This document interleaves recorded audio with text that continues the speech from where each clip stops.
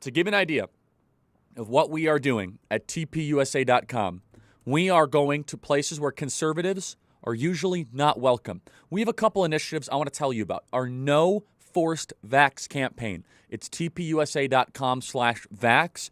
Join us in the fight against forced vaccinations and order your activism materials today at TPUSA.com/vax. That's TPUSA.com/vax if you want to get involved in that. Also, I want to talk about our school board watch list. Have you got involved yet or engaged with our school board watch list? Go to schoolboardwatchlist.org where you can find out your school board. Let's pick this one.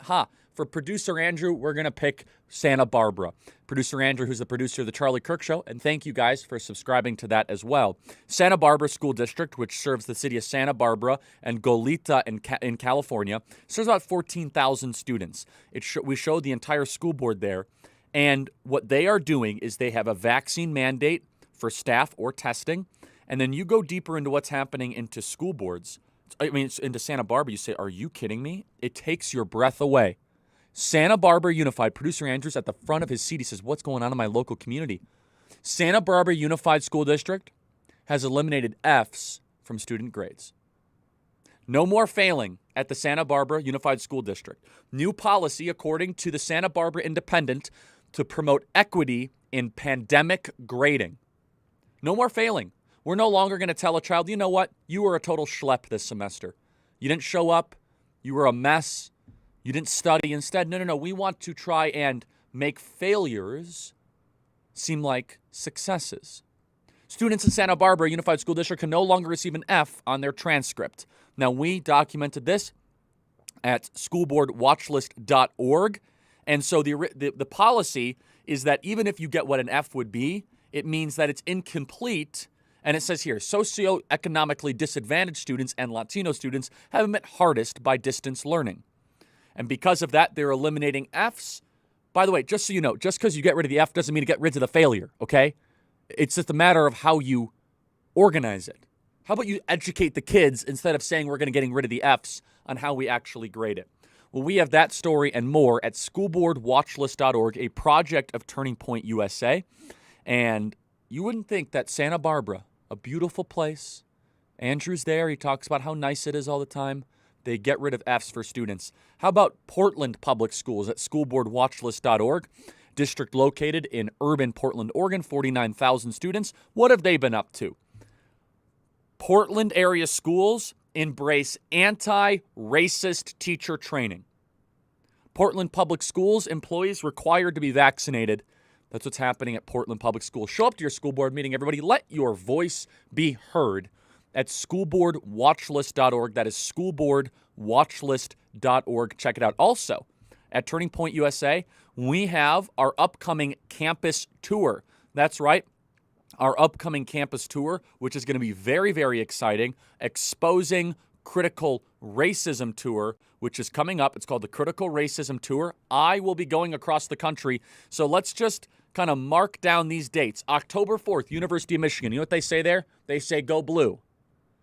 I say go Ducks, but that's okay. By the way, if you guys want to check it out, it's tpusa.com/CRT.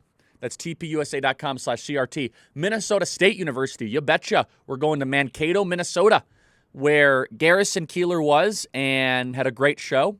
Garrison Keillor is no longer around. He's not dead. I think he's still alive, but he got Me Too'd. October 5th, Mankato, Minnesota, about an hour south of Minneapolis. October 13th, Sikkim Bears. That's what they do in Baylor. Sikkim Bears. October 13th, we're going to Waco, Texas. October 18th, I need special prayers for October 18th. I need intercessory prayers for October 18th. I'm going to the University of Vermont. And that's going to be a lot of fun. October 25th, going to Boise State University. Mark it down, tpusa.com/CRT. Boise State University, they say go Broncos there. And then October 27th, not so fast, my friends. It's going to be great. I will be booed at the school that I was taught to love. I don't know, there might be widespread arson and all sorts of nonsense at the University of Oregon. Go Ducks, everybody. I'll be speaking there on October 27th. And then to cap it off, the final two stops, November 1st, I will be going to Clemson University. They say go Tigers there in Clemson, South Carolina. And to close out our tour. University of Alabama in Tuscaloosa, Alabama. Roll Tide Roll is what they say on November 3rd. So October 4th, University of Michigan. October 5th, Minnesota State University. October 13th, Baylor University. October 18th, University of Vermont. October 25th, Boise State University. October 27th, University of Oregon. November 1st, Clemson. November 3rd, University of Alabama. And you guys can check it out at tpusa.com/CRT. tpusa.com/CRT. I want to give some praise here to the Attorney General of Arizona. We met last week with him. Actually, Connor, can we get a tweet out praising him? Brnovich, the Attorney General. Now, this is not an endorsement of his Senate campaign. Trust me, that is not what we are doing here. I am praising what he has done right here. He is the first state to sue the federal government, an infringement on individual liberties. Arizona sues over federal vaccine rules for workers. Arizona Attorney General Mark Brnovich on Tuesday filed a legal challenge to federal requirements for businesses to require COVID-19 vaccinations or weekly testing at companies with 100 employees or more. Thank you, Mark Brnovich. You are representing Turning Point USA beautifully. I want to give him some credit and where it is due.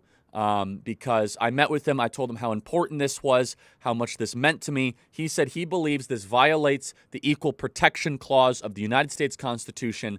Brnovich says, stay tuned for the next lawsuit. I love it. I love seeing attorney generals, regardless of party, step up and say, we are going to defend our citizens against unconstitutional overreach. Also, Mark Milley, he's a big loser, and there'll be more talking about that later. A very big loser, actually. And he leaked stuff to the Chinese, which was terrible. Well, I'm out of time. Check it out, tpusa.com/CRT, schoolboardwatchlist.org, tpusa.com. Check it out for no forced vac. And back to TPUSA Live after this short break. Talk to you soon.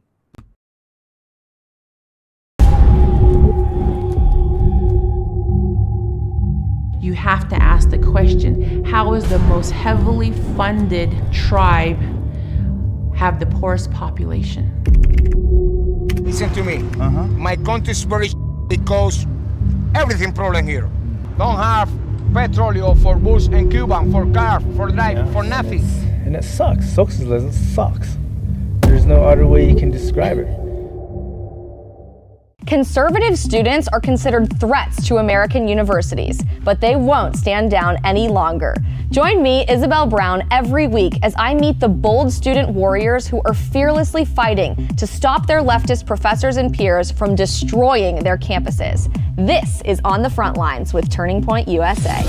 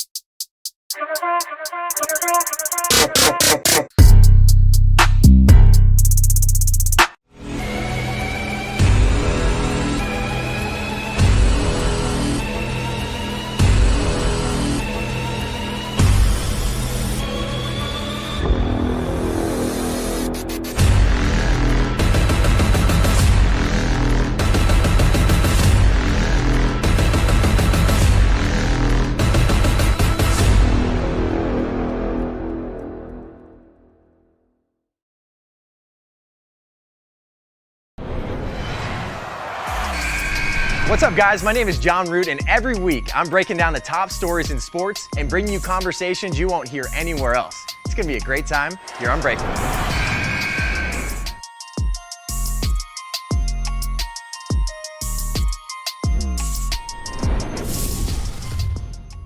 TPUSA Live is about to be spicy, spicy, spicy. I mean, would you expect anything less? It's me, Alex Clark. Of course it's going to be spicy. Tune into The Spillover, my brand new podcast. Think of it like the older sister to Poplitics with a lot more conservative. Big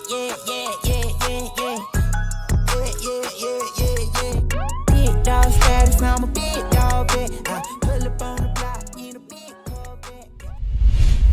Whether you're brand new to politics, and yes, politics, not poplitics, or you've been politically engaged your whole life, sometimes there are words and phrases that will go right over your head unless you work in the swamp itself. The swamp, by the way, is a nickname for Washington, D.C. See? We're already learning. In this episode, I put together a list of terms that I think everyone should be familiar with in order to better understand politics, or at least be able to pretend that you know what you're talking about. That's because I graduated the 6th grade, man. Only took 3 years. This is the ABCs of politics, or just the Conservapedia. Either way, I'm Alex Clark, and this is Poplitics.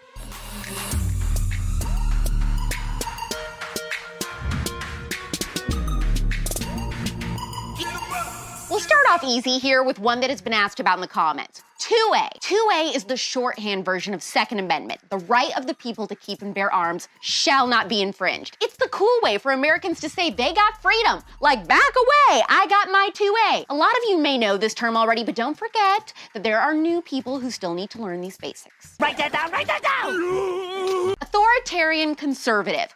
This type of conservative is typically big mad about cultural issues. In fact, that is their #1 gripe and basically all they care about. Think the Karens of conservatism. Don't you tell me what to do. I'll tell you what to do. This political ideology wants an authoritarian state to preserve and enforce whatever traditional values it's in favor of. They think traditional conservatism involves too many libertarians, and they want authority even though they don't consider themselves fascist. But honestly, they low-key think fascism is based, which is kind of freaky. And they take the cute out of cute-servative, TBH. Disgusting! Next, big government. It's exactly that. I know you know this one. Why? Because big gov sucks. The bigger a government is, the more it gets involved in all aspects of your life. Healthcare decisions, parenting decisions, schooling decisions, even where you live and what you eat. The more the government is involved, the less freedom you have to make your own decisions. Big gov equals huge problems. I always call it massive. Sometimes they say huge. Not a bad one. Huge. Bipartisan. When something is bipartisan, that means it appeals and is supported by people on both sides of the political aisle. I feel like this word is as rare as a clear answer during a Biden administration press briefing, because it's truly so rare that our radically different politicians agree.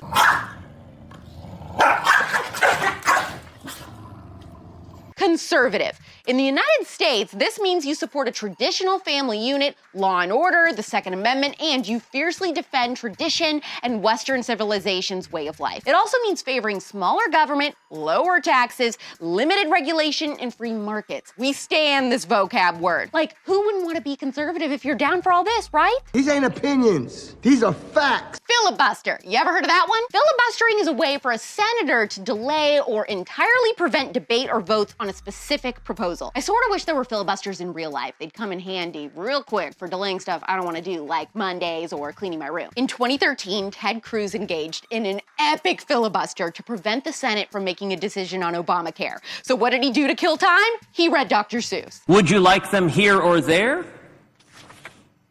I would not like them here or there. I would not like them anywhere. I do not like green eggs and ham. I do not like them. Sam, I am. Now that I think about it, filibuster does sound like the name of a Dr. Seuss character that befriends worms and poops flowers. Yeah, what's up, you Lorax? And anytime someone in politics uses the term grassroots, they mean average Joes rallying around a certain cause or issue from the bottom up. Sort of sounds like a bar where a bunch of doodads meet up, or is that just me? Drinking. Beer pubs. Shall we?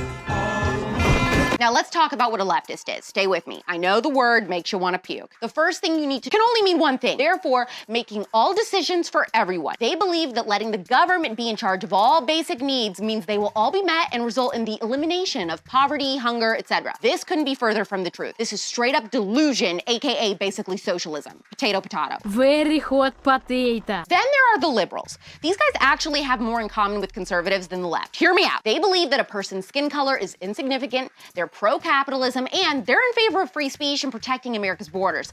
But they differ from conservatives by favoring gun control, abortion, and thinking that people should look to the government for structure. I work for the government. Now, libertarians believe that liberty is the most important value in everything, be it social, personal, or economic situations. They also want as little government regulation as possible. They think this can be achieved through complete political freedom, individual autonomy, and voluntary association. You know what? I don't really even understand any of that, and to be honest, this was the hardest political term to define, which is probably why libertarians never win elections, because nobody understands it.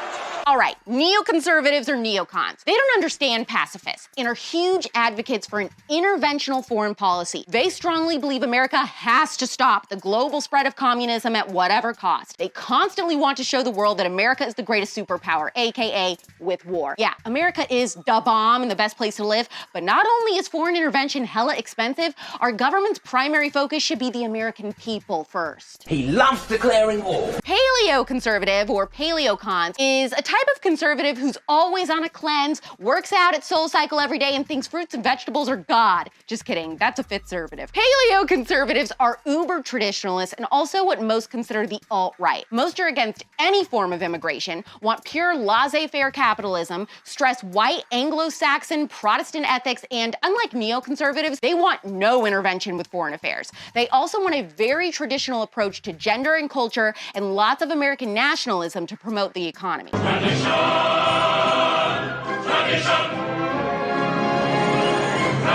Populists are politicians that appeal to the ordinary man. When the middle class thinks that their beliefs are underrepresented, it's up to the populist to stand up and speak out. Think of it like a fancy word for Trump conservatism, because Trump tried so hard to be in touch with people and not act like an elite. Conservative populism, I would say, is how I would describe my political beliefs. It's not about race or religions, but average Joes versus the swamp. Hey, give me 5, give me 5. Pro-life means believing all human life, no matter what stage of development they're in, deserves the chance to be born. Pro-choice means someone who believes a woman has the right to terminate her pregnancy through abortion. That's technically illegal. This next term sounds like the name of a bird that eats little wormy worms for breakfast. The red herring fallacy.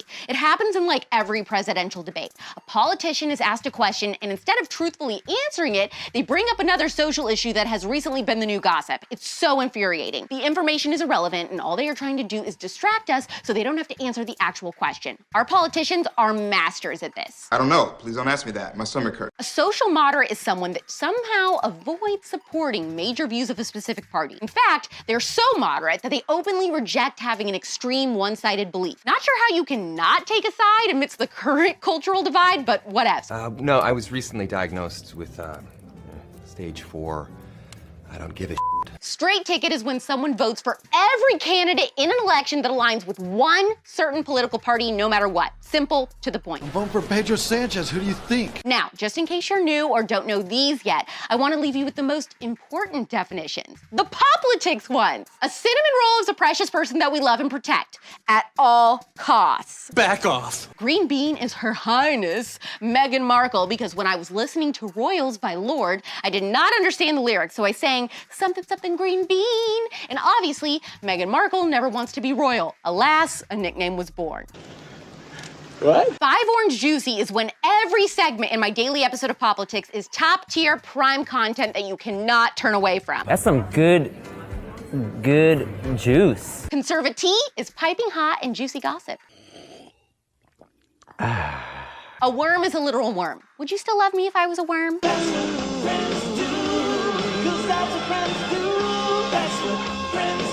Meat sweats is something I say when a show I love is really beefy and exciting. When I promise meat sweats, I follow through. Developers.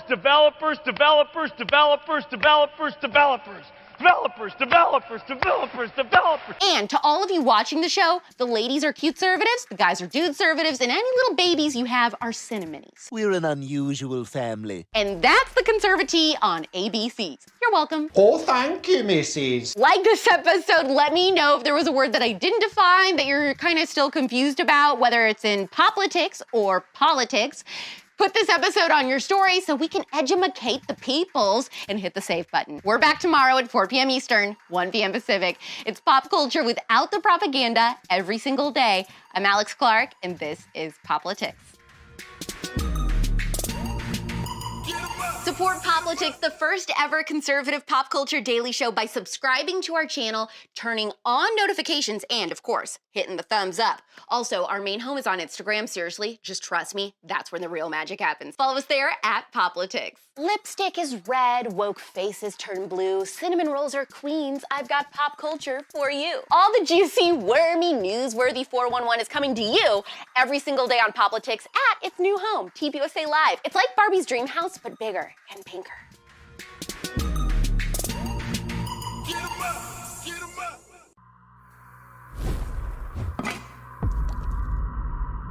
This is your brain. This is your brain on socialism.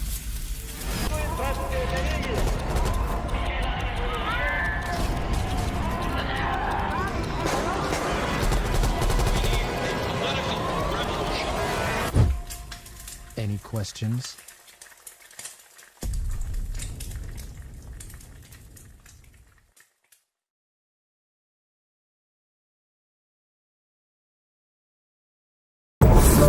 What if I told you that this has all happened before? The riots, violence, church burning, attacks on police, destruction of private property. My name is Sammy Steigman. I am a Holocaust survivor. This is the reality of what happens when you have capitalism that goes to socialism. El socialismo no funciona. El socialismo no funciona.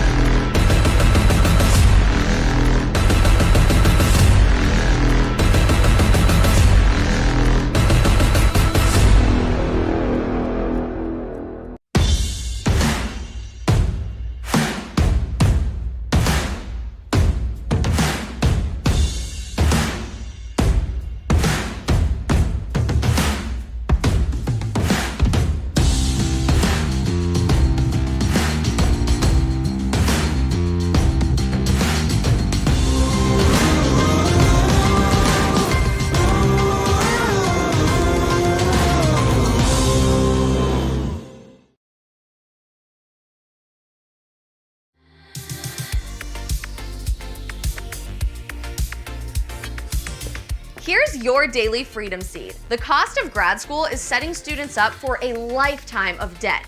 College is expensive. The national debt for students is in the trillions, and yet the dollars keep adding up. Over the last 10 years, student loans have grown 100%.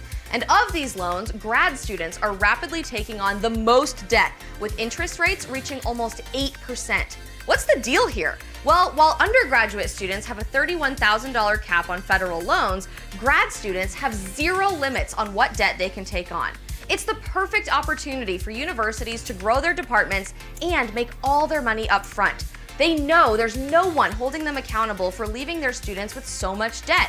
On average, loans are anywhere from $70,000 to $300,000. Imagine starting your career owing $300,000. Education is supposed to open up paths for financial success, not stifle it in its tracks. I'm Isabel Brown, and there's your ammo to win America's culture war. Grad degrees are setting students up for debt, not success. Don't forget to like this episode, share it with somebody that you know, and save it to add to your arsenal of knowledge from Turning Point USA.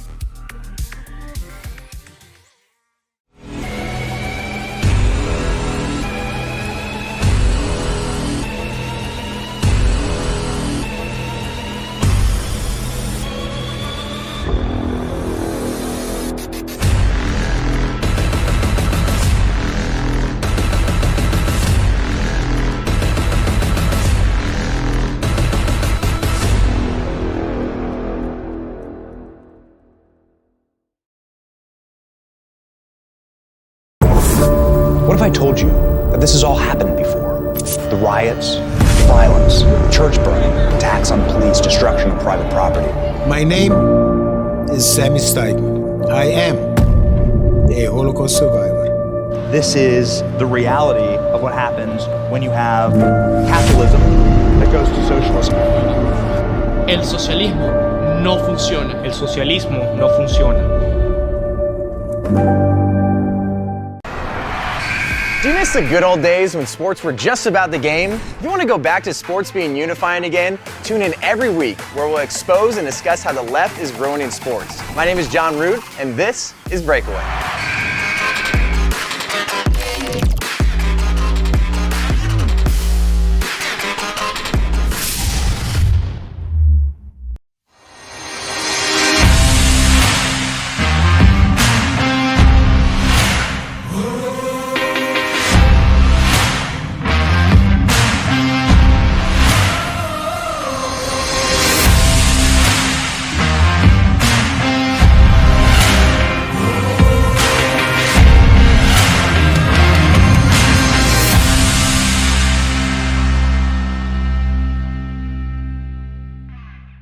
Do you like guns? Do you like ammo? Do you like suppressors? Do you like freedom? Do you love America? Do you like baseball? Do you like rifles? Do you like 9mm? Do you like pistols? Join me, Paige Roux, every week on Reloaded.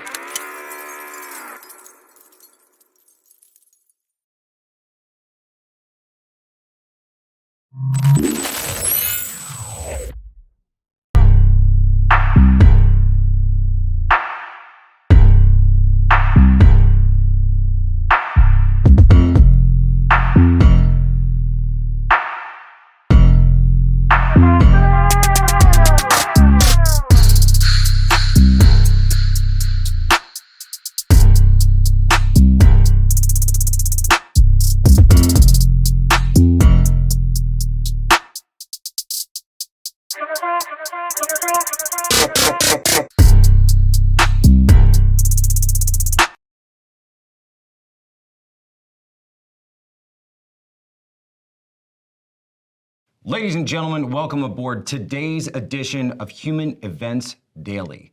Top stories today. The interesting tale of the general who called China. We'll be talking about General Milley. Second, new information coming out about the CIA teams that first went into Afghanistan now face punishment for refusing COVID-19 vaccinations. Third, 50% of voters out of Rasmussen reports say that people with natural immunity should not be forced to get the vaccine. And finally, a new update on a partnership that I'm doing with Brave Books on an anti-communist book for kids. All this and more ahead. Human Events Daily.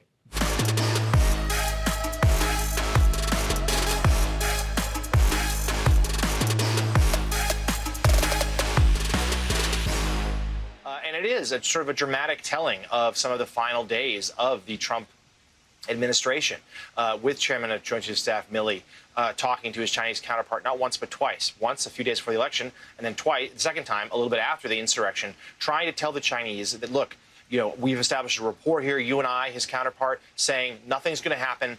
We're not going to go to war. And if something were to suddenly occur on our end, I would be sure personally to give you a heads up so we can deal with this together. That revelation there, as a final point, is also being met with swift criticism from other Republicans today here in Washington. Senator Cruz and others suggesting that's almost traitorous behavior from Milley to talk to the Chinese like that. And in fact, Senator Rubio called for Joe Biden to fire him. Yeah, okay. Good luck with that, because he seems to be the greatest patriot that was on duty during the previous administration. Rosa, You have to love Joy-Ann Reid. Don't we love Joy-Ann Reid, folks? One of the greatest patriots of our time. That's how she views the moves of General Milley to reach out beyond the chain of command, recklessly deciding to take it upon himself to be the leader, right, of the U.S. government, the leader of U.S. diplomacy. No, we don't have a constitution anymore. We don't have democracy anymore. We have a Milleyocracy now, apparently, here in the United States. We have a generalocracy. We have a national security state that controls our entire government. We don't have a republic anymore, ladies and gentlemen. And do you honestly think that China is going to turn around and look at the situation any differently. Remember, they know that Milley is the one, apparently now, that all orders go through. Do you think they're going to think any differently when they can see Joe Biden out there and they can see that this guy clearly doesn't have control of his full mental faculties at any given time? Folks, this is bad. I've had at least one White House official reach out to me and say that there are officers that were in this meeting with Milley that are willing to testify under oath should they be called. Many people, including Republicans and some senators, Rand Paul specifically, calling not only for the resignation, of course, of General Milley, but also potential military charges under the UCMJ. Second, we've also got reporting now from an IC official that there were U.S. partners, possibly the UK, possibly Australia, that were tapping, right, the phones of these top Chinese generals, and all of a sudden they hear, what the heck is going on? A U.S. general is telling China that we are going to give our advance warning of any military plans to them. Understand the risk that this just put the world in, that Milley put the world in. What if the Chinese side views that as a veiled threat? They could have viewed it as a situation and then miscalculated and said, are they threatening us? We need to threaten them. Let's target one of their cities. Let's target one of their population centers. Let's target Okinawa. Let's target Guam. Let's target South Korea, Japan, et cetera, et cetera. We just saw North Korea yesterday launch a ballistic missile into the EC near the Japanese economic exclusion zone, Japanese waters. What if they said, this means the US is giving us a free hand, let's go take that island of Taiwan. We don't view it as a country, we view it as a rogue, wayward province. And of course, Xi Jinping, who is now faced with financial crisis on his hands, we talked about it yesterday, is going to look at that as a perfect get-out-of-jail-free card for this, because even though he can say, yes, we might be having our layman moment with Evergrande and we don't want to have to bail them out, and it's looking like that's not going to happen, but then instead, no, rattle the sabers and go say, be the one who can say, I was the chairman that brought back Hong Kong, I was the chairman that brought back Taiwan. Does Milley even understand the implications of his actions? This is what happens when you have an anti-charismatic bureaucracy in charge of the military. This isn't Patton, right? This isn't Halsey. This isn't Nimitz. This isn't the leaders of our past that knew how to win wars, how to lead men, and how to attain victory. This is someone who knew how to check all the right boxes, who knew how to play the game, who knew how to come up under Obama, under Bush, under all the, the political correctness that's been going on, all the wokeness, check the right boxes, say the right things, and get to the head of the bureaucracy. Milley is like resistance pilled over here, thinking that he's in a Hollywood movie. I'm gonna call China and save the world, right? This is the same Milley, by the way, who just last week couldn't get us out of Afghanistan without blowing up an entire family of innocents. Sir, resign.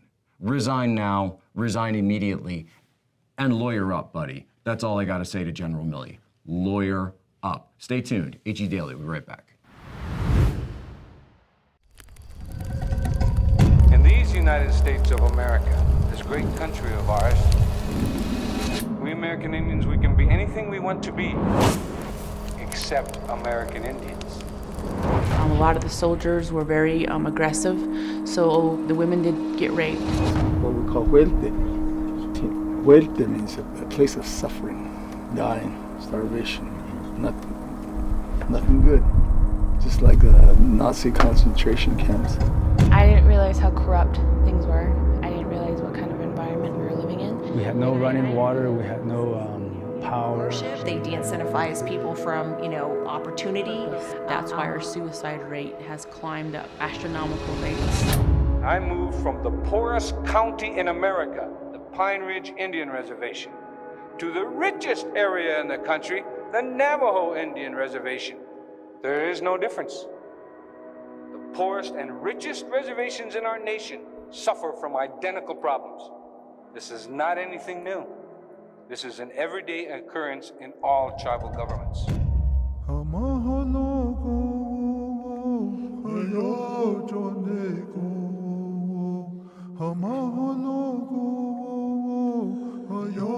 So my life And my tale and my truth has been to fight socialism. And I'm hoping that I can wake up as many Navajos as I can to tell them that you can do this. Yeah, even if I have to fight you to save you. And I think that's what I'm also projecting to my people. Even though they are so harsh on social media and they completely hammer at me, I tell them, I'll be here even if I have to fight you to save you.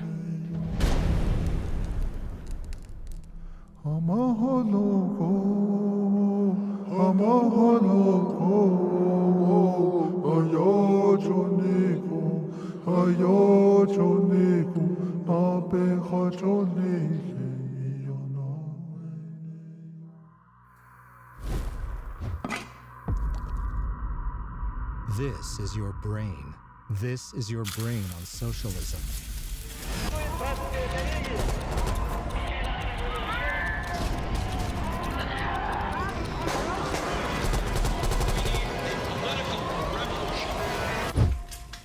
Any questions?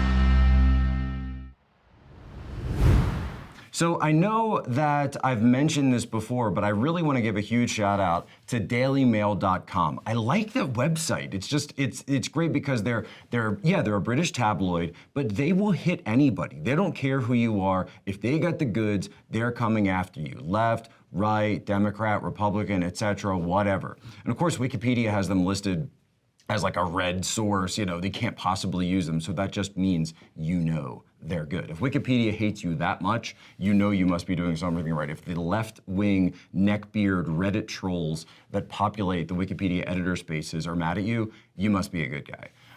So here's the story though, and keep in mind, now of course my heart and soul always goes number one, humanevents.com, but number two, I'm thinking it might be Daily Mail. Here's the exclusive that they have up today. 3 members of the first CIA teams to enter Afghanistan after 9/11 fear disciplinary proceedings and possibly even dismissal over their refusal to get the COVID-19 vaccinations. Officers say they have to face a disciplinary action after refusing, DailyMail.com has learned. A contractor says he fears he will never be able to work for the agency again. These members were among the first teams to arrive in Afghanistan after 9/11. They were tasked with hunting down al-Qaeda and working with anti-Taliban resistance fighters. This is insane, ladies and gentlemen. These are some of the people that are the absolute heroes, tip of the spear of the United States, right? And I'm not one of those guys who's like, oh, we have to, always love the intelligence community and love that. No, I'm talking about these guys specifically, willing to go in, do the job, do the dirty work, get their boots a little bit dusty, and actually go in and do something right. See, one of the biggest problems with Afghanistan wasn't how we conducted ourselves immediately after the 9/11 attacks. No, that was actually really good. It was a special forces, special operator run mission. You had people that were in the soft community on the military side as well as people led by the CIA. They went in, they busted skulls, they got the job done. Then the US decided to occupy for 20 years and push gender studies programs. But now, because in the new regime of political correctness in the United States, the new regime of our working regime, it's almost sacramental. It's actually almost sacramental when you think about it, where they're saying that even if you've conducted all of this in your past, even if you are this great of a hero, if you don't follow the sacramental decision, if you don't follow the edicts coming out. By the way, is there any question if these guys need this? What's their medical background? Are they immunocompromised? Have they talked to doctors, et cetera? No, it is a blanket edict. All federal workers, all federal contractors, you will get the vaccine. We do not care about you. We do not care about science. We do not care about your personal health. We do not care about holistic wellness. You will get this no matter what. And by the way, I don't care. Like, I think everybody does have a right to decide yes or no on that. Sure, easy. But what I do have a problem with is when the government comes down and mandates it, and especially when the government comes down and is mandating it on the people like this, who, folks, think about it. This is just a small microcosm of what's going on across the private sector and across the military in terms of who we are going to be losing, right? Millie loves to use this word, capacity, right? We're building capacity. We have the capacity. Is it building capacity when some of the greatest heroes that actually are still willing to work for this corrupt government are leaving en masse because of what you're forcing them to do? Navy SEALs, Delta Force, Air Force pilots, submariners. Then you've got all sorts of private sector, technical workers, et cetera, et cetera. What are you losing? And what are you gaining in order to do this? We know that Joe Biden pushed this down because of politics. And it's amazing because they are being forced out because of the failure of Biden's Afghanistan policy. So think about this. The liberal, neoliberal Afghanistan policy was that we were going to impose gender studies programs for 20 years and somehow try to turn Afghanistan into Silicon Valley. It was never going to happen. It was a pipe dream. But in order to get out of that and to help their poll numbers go back up, Joe Biden decided to force a vaccine mandate. And because of that, he is now losing the very people who did the right thing in Afghanistan early on. Do you guys see that? Do you understand how to square that circle? Because it's tough and it's hard. But folks, I know things seem bad now, but I've got news for you. It's going to get worse. We have not yet seen the bottom of this. We're not even close to the bottom of where this is going to go, because think about it. Once all the best people leave these positions, once they leave these agencies and these institutions, who are you going to be left with? A bunch of millies. Stay tuned. AG Daily, I'll be right back.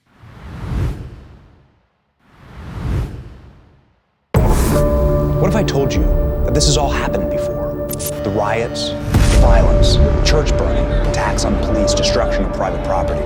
My name is Sammy Steigman. I am a Holocaust survivor. This is the reality of what happens when you have capitalism that goes to socialism. El socialismo no funciona. El socialismo no funciona.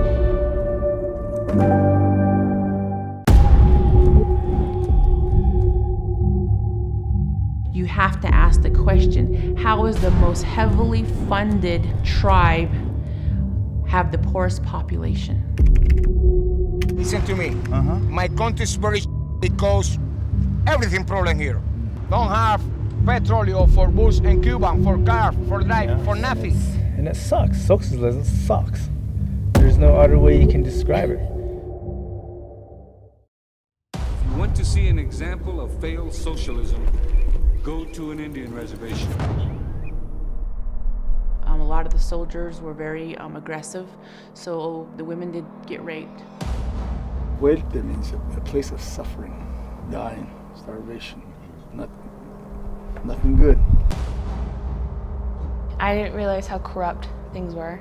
I didn't realize what kind of environment we were living in. We had no running water, we had no power. They de-incentivize people from, opportunity. That's why our suicide rate has climbed up astronomical rates.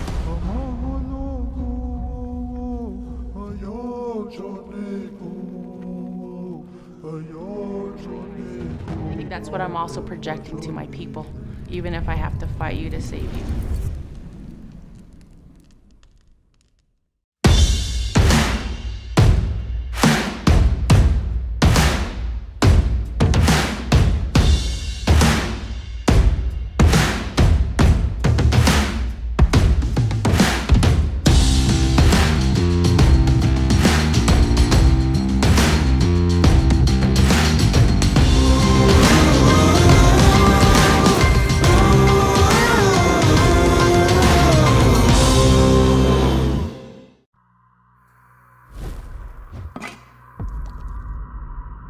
This is your brain.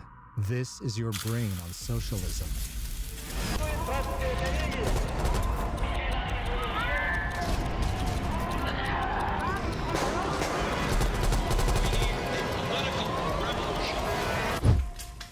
Any questions?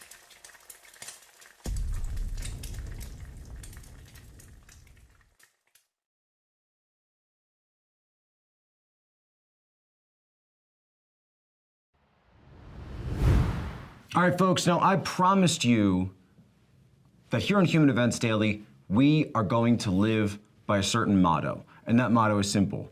It's the same one that I was taught as a U.S. Navy intelligence officer. Be good, be brief, be gone, right? We are not gonna waste your time. High impact analysis. And then you, once you get that, be the influence agent. Share this with everybody. Get them to subscribe. We've been putting up amazing chart numbers. You know, I'm looking at this thing where, you know, we were number 7, then we're number 5, then I think this morning we were number 4 in the news for podcasts. So thank you. Just thank you from the bottom of my heart. God bless all of you. We put a lot of work into the show. We put a lot of work into this. We were doing rehearsals for several weeks before we came out here. And I just like to personally say thank you to each and every one of you, even the haters, because for all you folks at Media Matters, every time you download this, it still counts for our metrics. You know, I don't know, just say, I appreciate you. Much love to the haters, right? But one thing that we're gonna do is a regular feature here on Rasmussen Reports. They provide us with some exclusive polling. We actually get to look at this here at Human Events Daily a little bit before everybody else gets to see it publicly. And so I wanted to share 3 polls with you, and I'm gonna give you the top lines. If you want more interesting, or if you're interested in more resources on these, if you wanna dig down into the different, you know, check marks and crosstabs and everything else, how different demographic groups broke down, go to Rasmussen Reports, check that out. But here are the top lines that I am gonna share with you.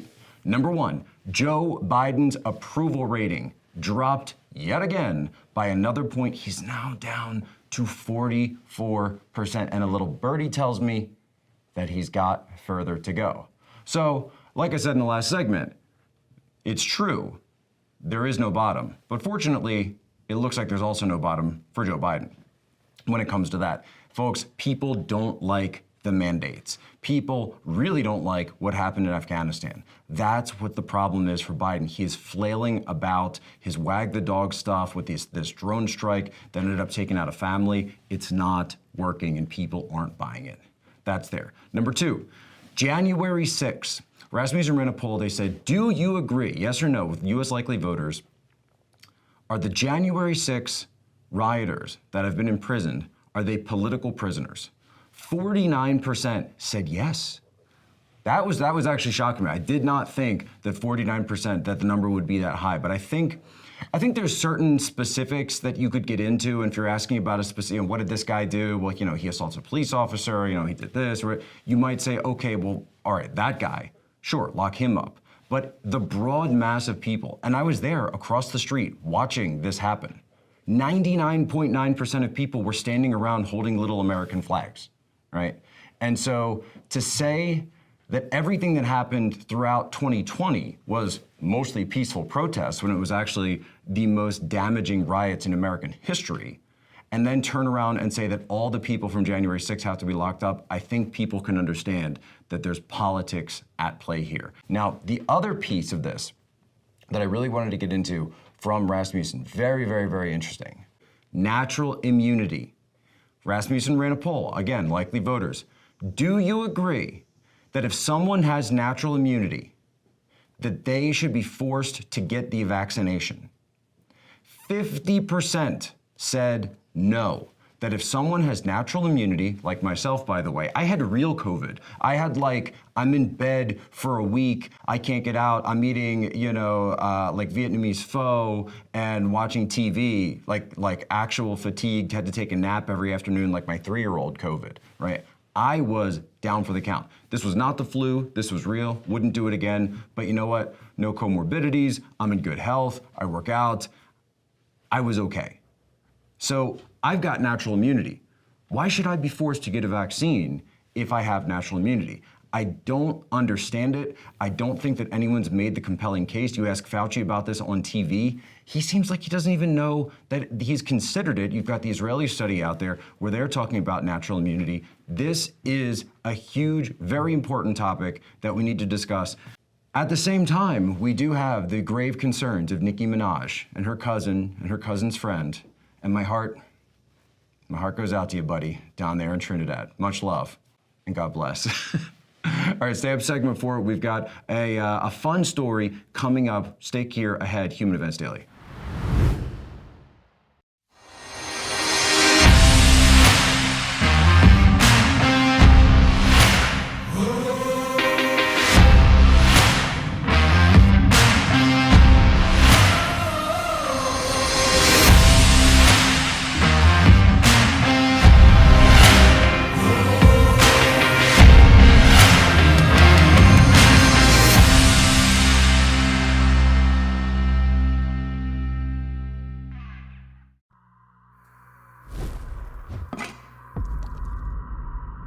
This is your brain. This is your brain on socialism.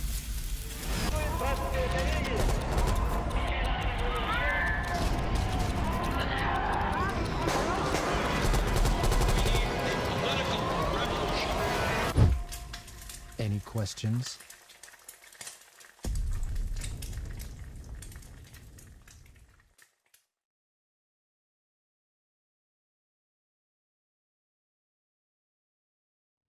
Want to see an example of failed socialism?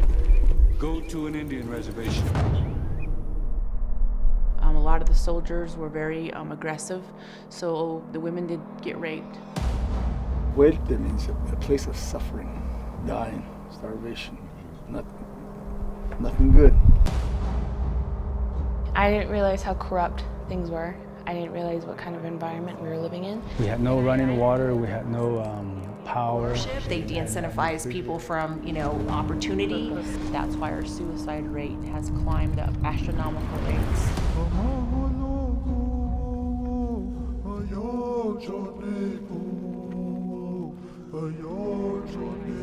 I think that's what I'm also projecting to my people, even if I have to fight you to save you.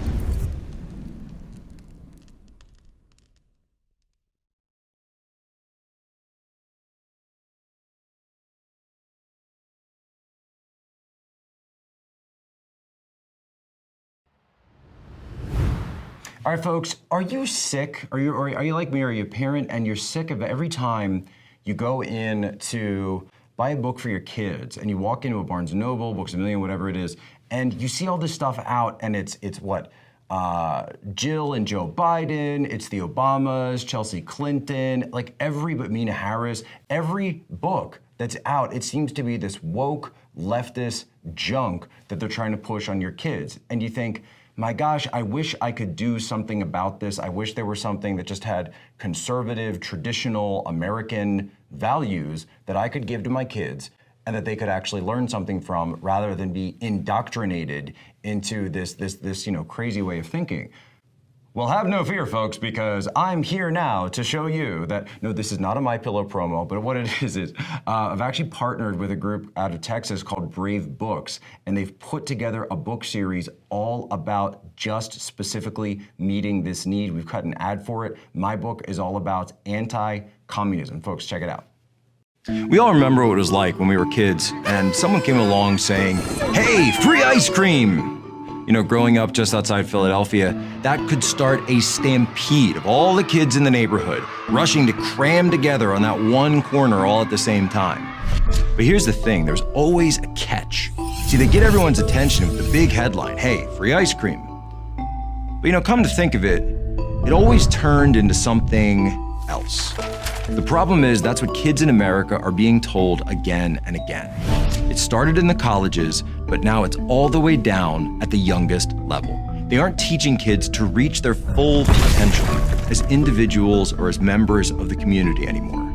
Now it's all about teaching conformity, memorizing political talking points, being taught to hate their own country and their own families, and that the only hope is through government solutions. Forget about teaching the values of hard work, competition, pioneer spirit, seeing what's beyond the next horizon. They want division, victim mentality, and their own neo-Marxist agenda to replace America's traditional values. And they're succeeding. Here's the catch. The very people politicizing and dividing our children are the exact ones that profit from from that system. They exploit social justice causes to promote social justice warfare. Instead of teaching equal opportunities, they demand equal outcomes. My own wife was born in a place like that. It was called the Soviet Union. And it was all built on lies that crushed millions until it came crumbling down. The truth is, when you're born in America, you have access to opportunities that people around the rest of the world can only dream of. Yeah, we don't have a perfect system. But when we unleash innovation, competition, and the power of strong communities and strong families working together, we achieve something spectacular. And that's what made America great. Our kids need to know that. That's why I took those ideas and helped turn them into a story that children will understand and hopefully enjoy. And I call it the Island of Free Ice Cream. It's time to start teaching our children to be brave enough to stand up against the indoctrination. So what's really great about this is that we're actually working with homeschool networks. We're working with so many different school groups, church groups on this. And it's actually a series too. So this is book 3. Book 1 was all about gender issues. Book 2 is all about pro-life. And there's going to be 12 in the whole series. So you can go sign up, bravebooks.us, and you get a subscription. It's 12 books. One will arrive every single month. Great for your kids, for your grandkids. This is something that you're really going to be able to give them, read together, and enjoy. All right, folks, that's all the time we have left for HE Daily. But remember, subscribe, like, share this out, all the platforms. Make sure you get it out, whether you're on Getter or Rumble, YouTube, Spotify, Apple, etc. But before we go, for today's moment in history, I had to give a shout out to the greatest one to ever do it, Norm Macdonald. We lost him this week. The absolute best and most savage comedian of modern times. But come to think of it. Note to self, now that Norm Macdonald is out of the picture, who stands to benefit the most? Hillary Clinton and OJ. Folks, that's all the time we have for today. So from myself to all of you, ladies and gentlemen, as always, you have my permission to lay ashore.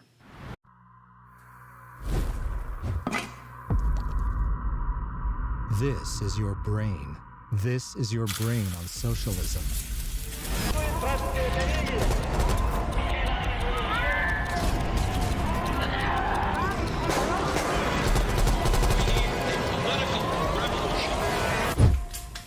Any questions?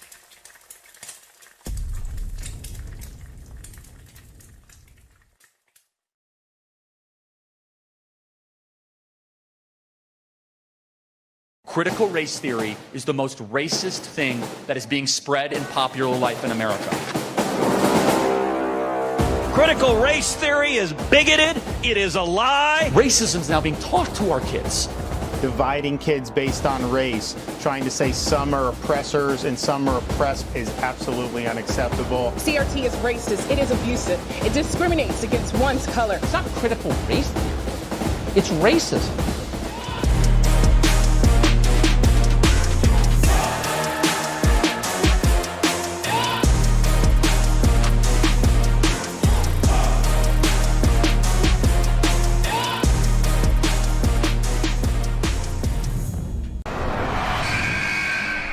I'm here every week to unmask the divisive agenda being pushed in sports and take down these polarizing politics. It's time to bring sports back to where they're meant to be, an outlet away from politics.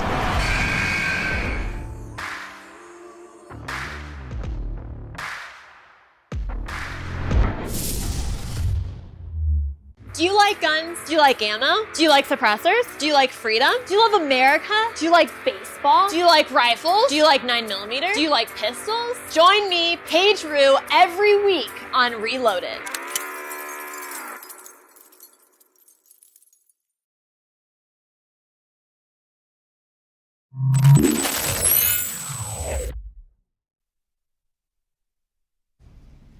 What's up, everybody? Welcome to our studios at TPUSA HQ in Phoenix, Arizona. I'm your host, Jon Root, and this is TPUSA Live. All right, enough waiting. Let's check out the rundown.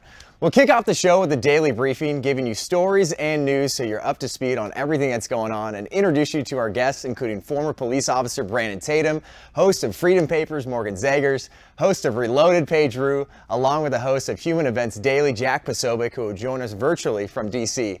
Then we'll dive into law enforcement in today's America, where Officer Tatum and our guests will give you their takes on the current situation. Then we'll be joined by Jack Posobiec, who will break down the controversy behind General Milley and the aftermath of the Afghanistan disaster. Make sure you stick around for What in the World Wednesday as our guests react to the craziest things we found on the internet. Then we'll discuss indoctrination in our nation, going through the education system, Hollywood, and much more, followed by one last thing where we'll explain what shrinkflation is exactly. We're ready to get started. I hope you are. TPUSA Live from HQ starts now.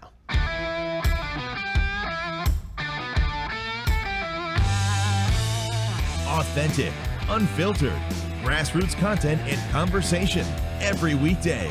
Live from Phoenix, Arizona at the Turning Point USA headquarters, this is TPUSA Live. Welcome back to TPUSA Live. Brandon was just saying that was good. Thank you. You did a great job. Hey, I got to give credit where credit's due. Well, we have Brandon Tatum here, former police officer. Also, got to give you a shout out because you got a new book, Beaten Black and Blue. That releases November 30th. You're going to share your story and stories about other police officers. So we're so glad you're here. Yes, sir. Also, we got the host of Freedom Papers. That's on Mondays on TPUSA Live. Morgan Zegers, welcome to the show. Thanks for having me. And also, you got yourself a show too, Paige Roux. You got Reloaded. That is right before a pretty good show, Breakaway. It's a sports show. Yeah. But the best comes first. But so glad you guys are here. We're going to get you up to speed on some of the most noteworthy news of the day. If you haven't noticed exactly, check out my shirt. Be the Rich. Congresswoman AOC, she wants to tax the rich and say all this stuff at the Met Gala. Be the Rich. That is now at shoptpusa.com. That is out now. I'm sure you guys look way better than I do in this shirt. I don't know, man. It's competitive right now. No, what I like to do as a girl, I like to put it with a cute business skirt. Ooh. And then you can wear it business casual. Powerful heels or some chucks. We don't know anything. I have no idea what you're talking about. I have no idea, but I'm sure that would look fantastic, ladies. Thank you, John. Thanks. I can't wait for us to get you all set up with those. But see this. Incredibly strange creature is found in the ocean off the coast of Italy. We're going to show a photo of that. It feels like this comes out of like a Star Wars movie. Look at that thing. It looks like it's half shark, half fish, half pig.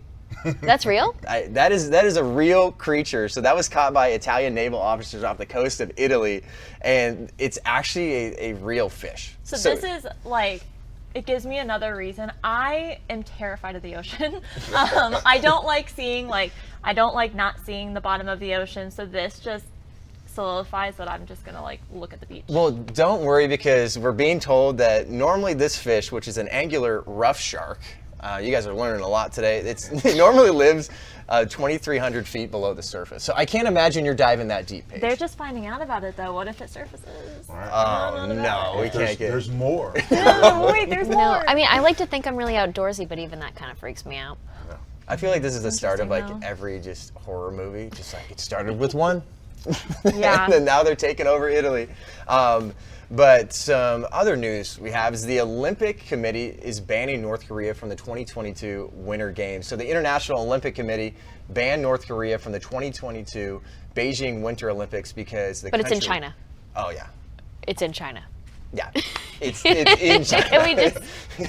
It's in China because they said they didn't send athletes to the 2021 Tokyo Games, so they're no longer going to be a part. Well, that's a good reason. Yeah, I think North Korea not being a part of things is usually a good thing, right? Yeah. It's a very, very good thing. But they said that they violated the Olympic chapter and they've not fulfilled obligations. So North Korea, you get to watch from your couch. Why didn't they go? Because I was trying to research, and I know guns. So really? I know. So I was trying to brush up on that, and I saw the headlines, and it was due to COVID. But then I also saw that they were it was like North Korea is sending a message to the United States. I heard all this stuff, and I don't know. Yeah, there's a lot of conspiracy behind that kind of stuff. I think in general they just run that place with an iron fist, and if they tell their athletes you're not going, I don't think they need to have a rhyme or reason. But in general, they ain't going to. I mean, to the I think it's just Winter more Olympics. ironic. We hear people all the time, the liberals are like, we can't repeat the Nazis coming to power. But then what do you know? We have communist China that puts its people in concentration camps hosting the Olympics. It's a repeat of history, and they just can't see it, and it's right in front of their eyes. Well, the final news of the day is real bummer, I know, for my brother and other people that live out in Australia. So Australia is confiscating booze from people. It's forcing the strict lockdowns. So what they're saying is residents are limited to a daily rotation or ration. And Australia sends beers. Like, they drink a lot. I've been out there many times. My brother lives there, and they're telling people you have a ration of 6 beers or pre-mixed drinks, 1 bottle of wine, or 375 milliliters of spirits until the lockdown restrictions are lifted. Wait a minute, the entire time, or that's per day? That is that is a daily ration. Oh, daily. Oh, that's good. You're drinking more than 6 a day, man. Hey, there's something going on there. Well, Yeah, is that per household or is that per person? Residents, so each person there. So, brother, if you're watching, I'm sorry. you can't have 7. Wait, is this to keep them calm so they don't revolt, or what's going on here? I have no idea the rhyme or reason behind a lot of this stuff, but I think a lot of it comes down to government control. We're going to tell you what you're going to do. We're going to tell you what beach you can go to, who you can talk to. Like, they had health officials out there telling you, like, probably not a good idea to talk to your mates. Yeah. Big Gov sucks. We know that. We preach about that all the time. But coming up next, we're going to sit down here once again, and we got former law enforcement officer right here, Brandon Tatum. We're going to talk about law enforcement in America today. What's going on with that? How did we get to this place? Why is the left trying to defund the police? And what can you Americans watching this show do about it? We're going to be back soon. In these United States of America, this great country of ours, we American Indians, we can be anything we want to be, except American Indians. A lot of the soldiers were very aggressive, so the women did get raped. What we call huelte. Huelte means a place of suffering, dying, starvation, nothing good. Just like the Nazi concentration camps. I didn't realize how corrupt things were. I didn't realize what kind of environment we were living in. We had no running water, we had no power. They de-incentivize people from, opportunity. That's why our suicide rate has climbed up astronomical rates. I moved from the poorest county in America, the Pine Ridge Indian Reservation, to the richest area in the country, the Navajo Indian Reservation. There is no difference. The poorest and richest reservations in our nation suffer from identical problems. This is not anything new. This is an everyday occurrence in all tribal governments.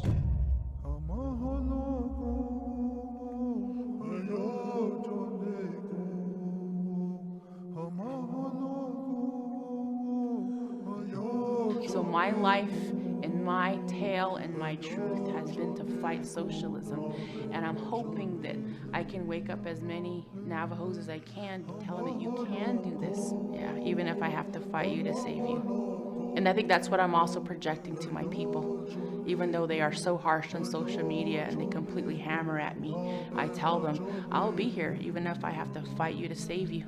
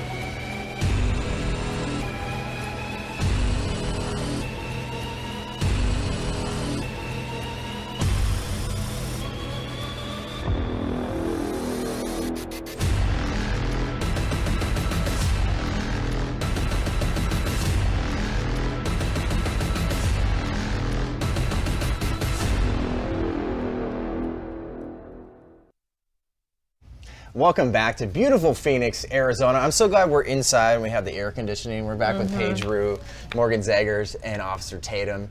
So we're going to talk about law enforcement in today's America. Obviously, it's been the talk of the town throughout the pandemic and still today. So you're a former police officer.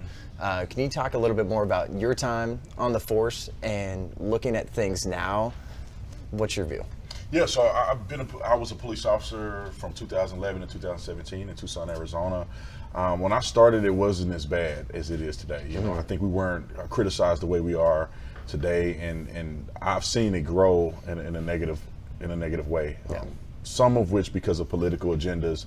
Some of the major situations that have happened, George Floyd and shootings like that are controversial, have created, you know, this environment where people are more likely to criticize us. But, you know, when I was a police officer, it was very mild. You know, we did our job, we went home, people viewed us as heroes, relatively speaking. And then as I left in 2017, it started to get progressively worse. And now I don't think I would be a police officer today.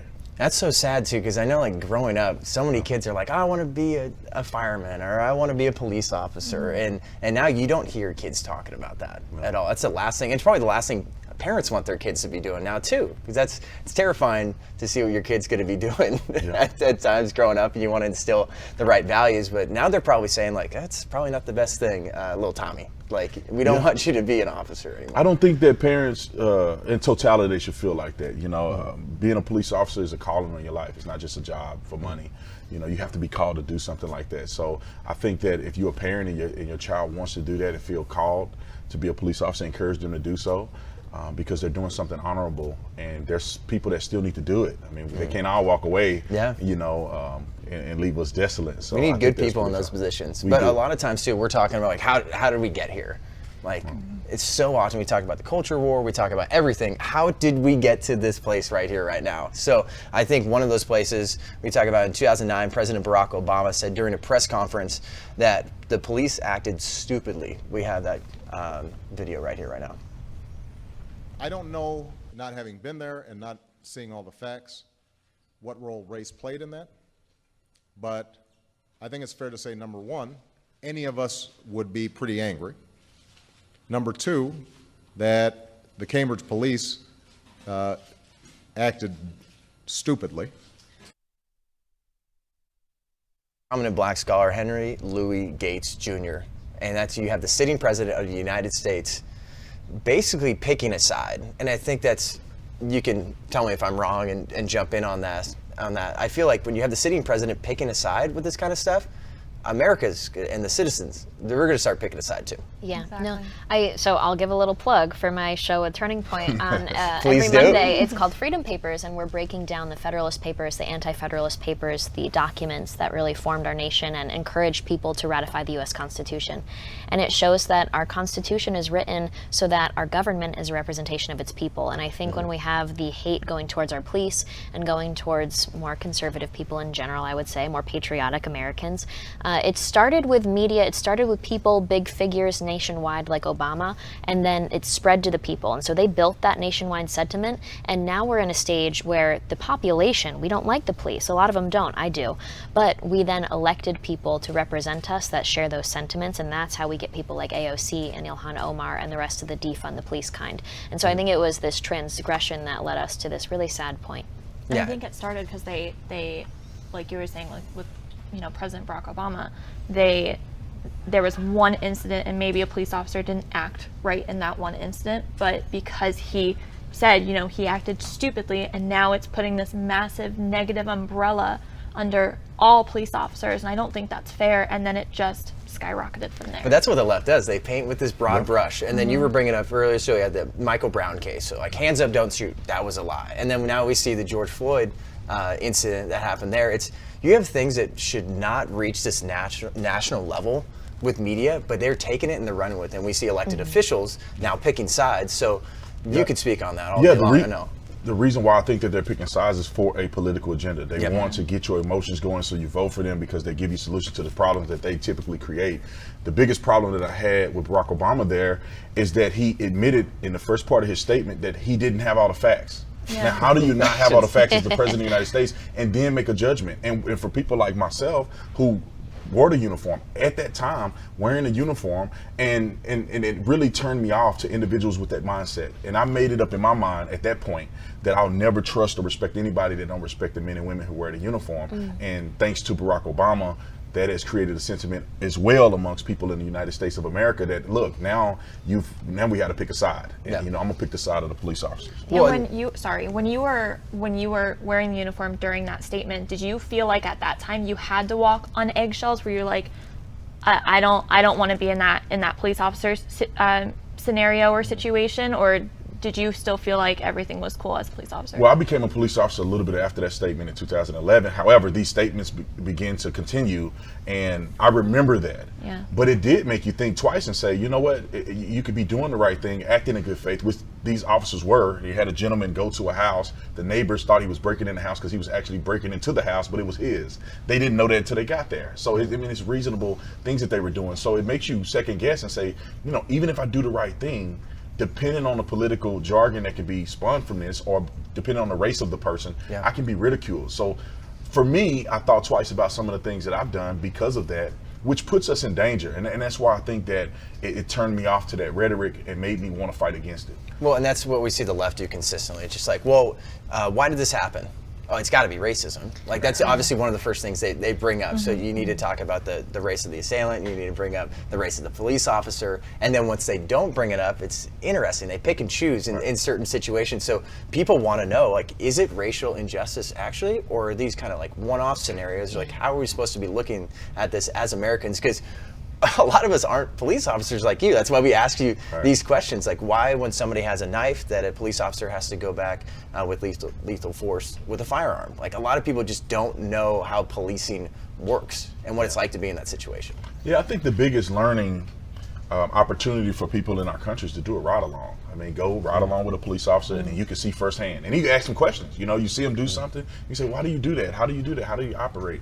And I think that gives people more information. They feel more confident in police officers, because out of all the professions in the world, in my personal opinion, being a police officer is the most misunderstood profession ever to be created. I mean, they see a police officer do something on camera, they take a 30-second clip of it, and then they blast it all over television, and people are incredibly confused. Rightfully so, because there's a lot of nuances to policing in America. Well, and also, so something that I learned, especially with the ride along too, is that during that 911 call, the operator is receiving information depending on what that person on the other line is saying. They're informing the police officer, okay, you need to be prepared for this. Whether they have a knife, whether they have a gun, the officer has no idea what they're walking into. They're receiving information from that 911 call, and then that's why you show up in that manner. Right, and I see that a lot of people, they see the cameras that are playing and displaying as the call is coming out. Police are not there watching that. So they don't see how people are maneuvering, how they're acting. Based on your training experience, you're gonna create a picture in your mind of what you're gonna expect when you get there. And so as you get things coming through on the radio, you start to build up in your mind based on your experiences, and when you get there, it comes out to play. So if you had a lot of violent interactions in scenarios similar to the call that you go to, you may be more amped up and prepared for violence when some people may not be.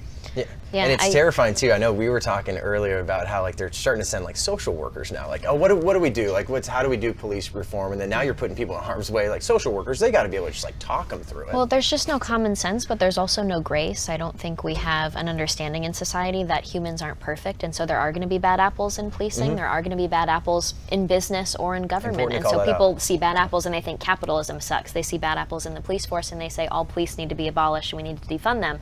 But I think it's interesting. A lot of the Black Lives Matter groups around there, I don't know if you've noticed this, what they're doing is they're going through the history books of their communities years and years back and trying to find situations where maybe there was a wrongful death, and that's what they're doing now to be able to riot in those individual communities. I saw it in mine in upstate New York. It's really, we'll have to talk about that another time for sure. Well, at the same time too, people just need to be educated about this stuff. You bring up freedom papers, obviously people need to be watching Reloaded, people need to go to the Tatum Report, and you need to tune into this show consistently, because that's what we're trying to give you, is the truth. Because so often we're going to see a story come out and it's so easy. I know, Morgan, you brought that up all the time. Just like, well, I see this happening and I could clip it and I can send it on social media. It can go viral. I can get more followers. I can get more recognition. I can maybe talk about it on the news, but is that really the truth? But coming up next, we got Jack Posobiec. the host of Human Events Daily. He's going to be tuning in from DC. Talk about Afghanistan. See you soon. Lipstick is red, woke faces turn blue, cinnamon rolls are queens. I've got pop culture for you. All the juicy, wormy, newsworthy 411 is coming to you every single day on Poplitics at its new home, TPUSA Live. It's like Barbie's dream house, but bigger and pinker.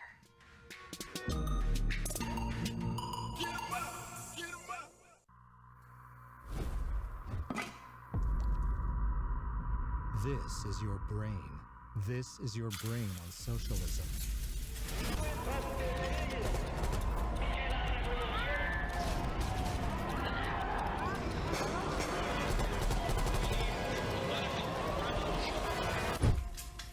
Any questions?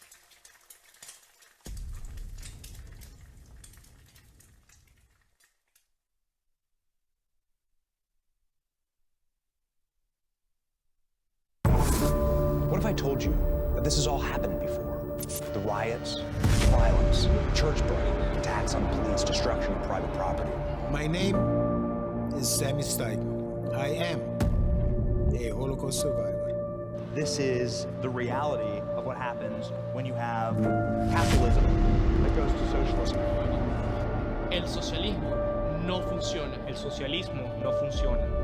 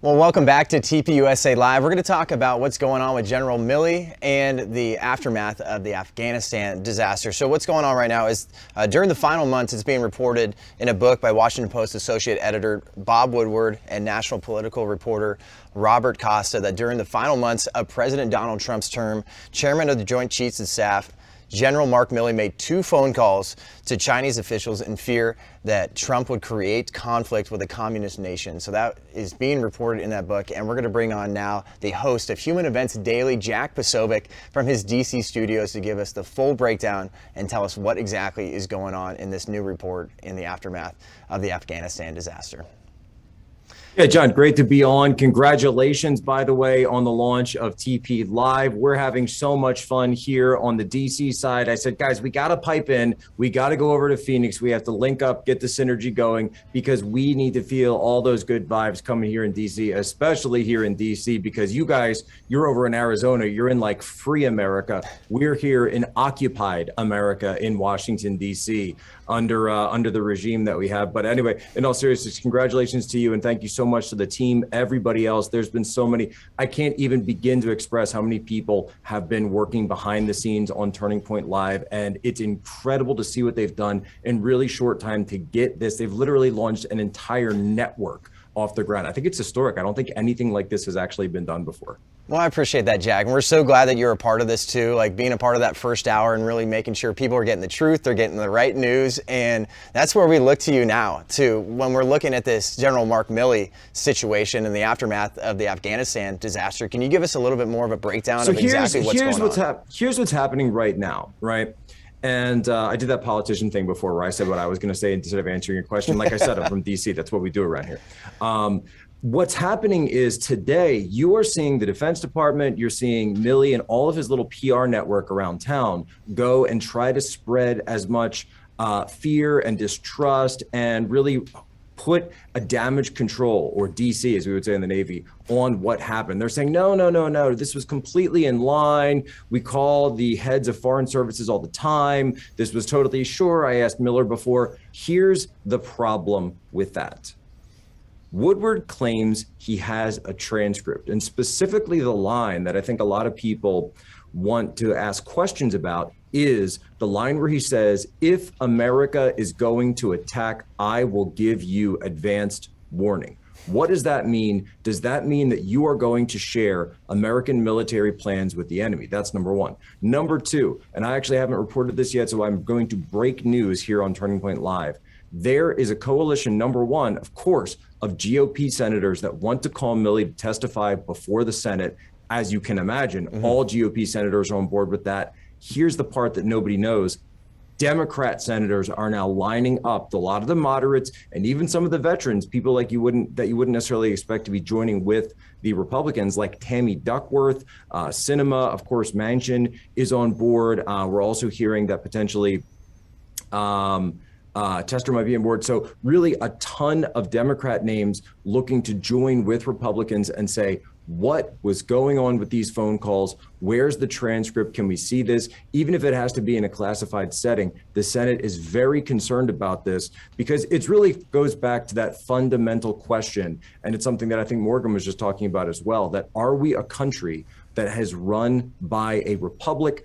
Do our votes matter? Does the citizenry matter? Do the civilian officials understand that they are the ones in charge, not the military? You are there because of the government, because of the people, not the other way around. And I know you tweeted out too that saying that like this is breaking the Logan Act too. So when people aren't particularly familiar with the Logan Act, can you break that down for them? Because right, I know so the you reason just I mentioned the alluded to Logan Act, and it was a little bit tongue-in-cheek, because the Logan Act is what they were trying to use, or actually what they did use, I should say, to go after General Flynn. The Department of Justice claimed that General Flynn was breaking the Logan Act when he made a phone call to the Russian ambassador. Now, at the time, General Flynn was going to be the incoming, so this was sort of when Trump was the president-elect, Flynn was going to be the national security advisor. He had called the Russian ambassador and they were having a discussion about some things that were going on in the world, in the news at the time. They claimed that he broke the Logan Act, and that was the impetus that they were able to use, the imprimatur, for launching the investigation that's led, of course, to the surveillance of Flynn. What is the Logan Act? The Logan Act states that there can only be one United States government official diplomacy in the world at any given time. If Milley then was going off on his own, or what we would say freelancing, if he was freelancing foreign policy and conducting his own diplomacy as a representative of the United States, saying things like are reported, then that would technically be a violation of the Logan Act. But I say it a little bit tongue-in-cheek because I know that this is something that nobody's actually ever been convicted for, number one. But number two, that's the exact same thing that all the people in the blue and on crowd, the far left, were using to go after General Flynn. So with just about a minute left, Jack, once again, thanks so much for joining us and breaking this down for everybody. Where do we go from here? What do you think conservative congressmen and congresswomen and everybody on the right is going to be able to do about this? Milley has to testify. We need to get him under oath. We need to get a subpoena of that transcript. And that has to be put out for the American people to decide what is going on with this guy. Personally, from everything that I've seen, from everything that I've heard, this guy should resign. I think that would be for the good of the country, but also because of that, and as you mentioned before, his conduct on Afghanistan and a variety of other statements that this guy has made, I do think that putting him through some form of legal proceeding, whether that be a trial, whether it be a court-martial, whatever the appropriate proceeding is, I think it would really be a lot for our republic and for our country going forward to understand that we do have legitimate institutions, because this guy does not seem very legitimate to me right now.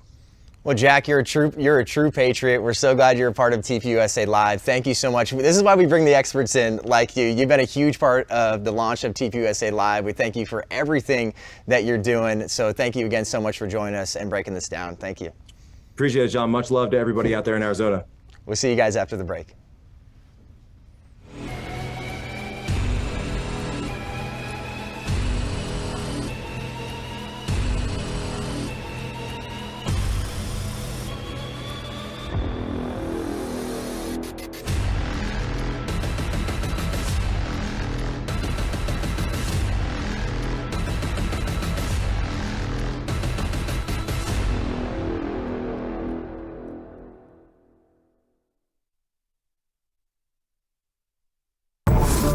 What if I told you that this has all happened before? The riots, violence, church burning, attacks on police, destruction of private property. My name is Sammy Steigman. I am a Holocaust survivor. This is the reality of what happens when you have capitalism that goes to socialism. El socialismo no funciona. El socialismo no funciona. Do you miss the good old days when sports were just about the game? If you want to go back to sports being unifying again, tune in every week where we'll expose and discuss how the left is ruining sports. My name is Jon Root, and this is Breakaway.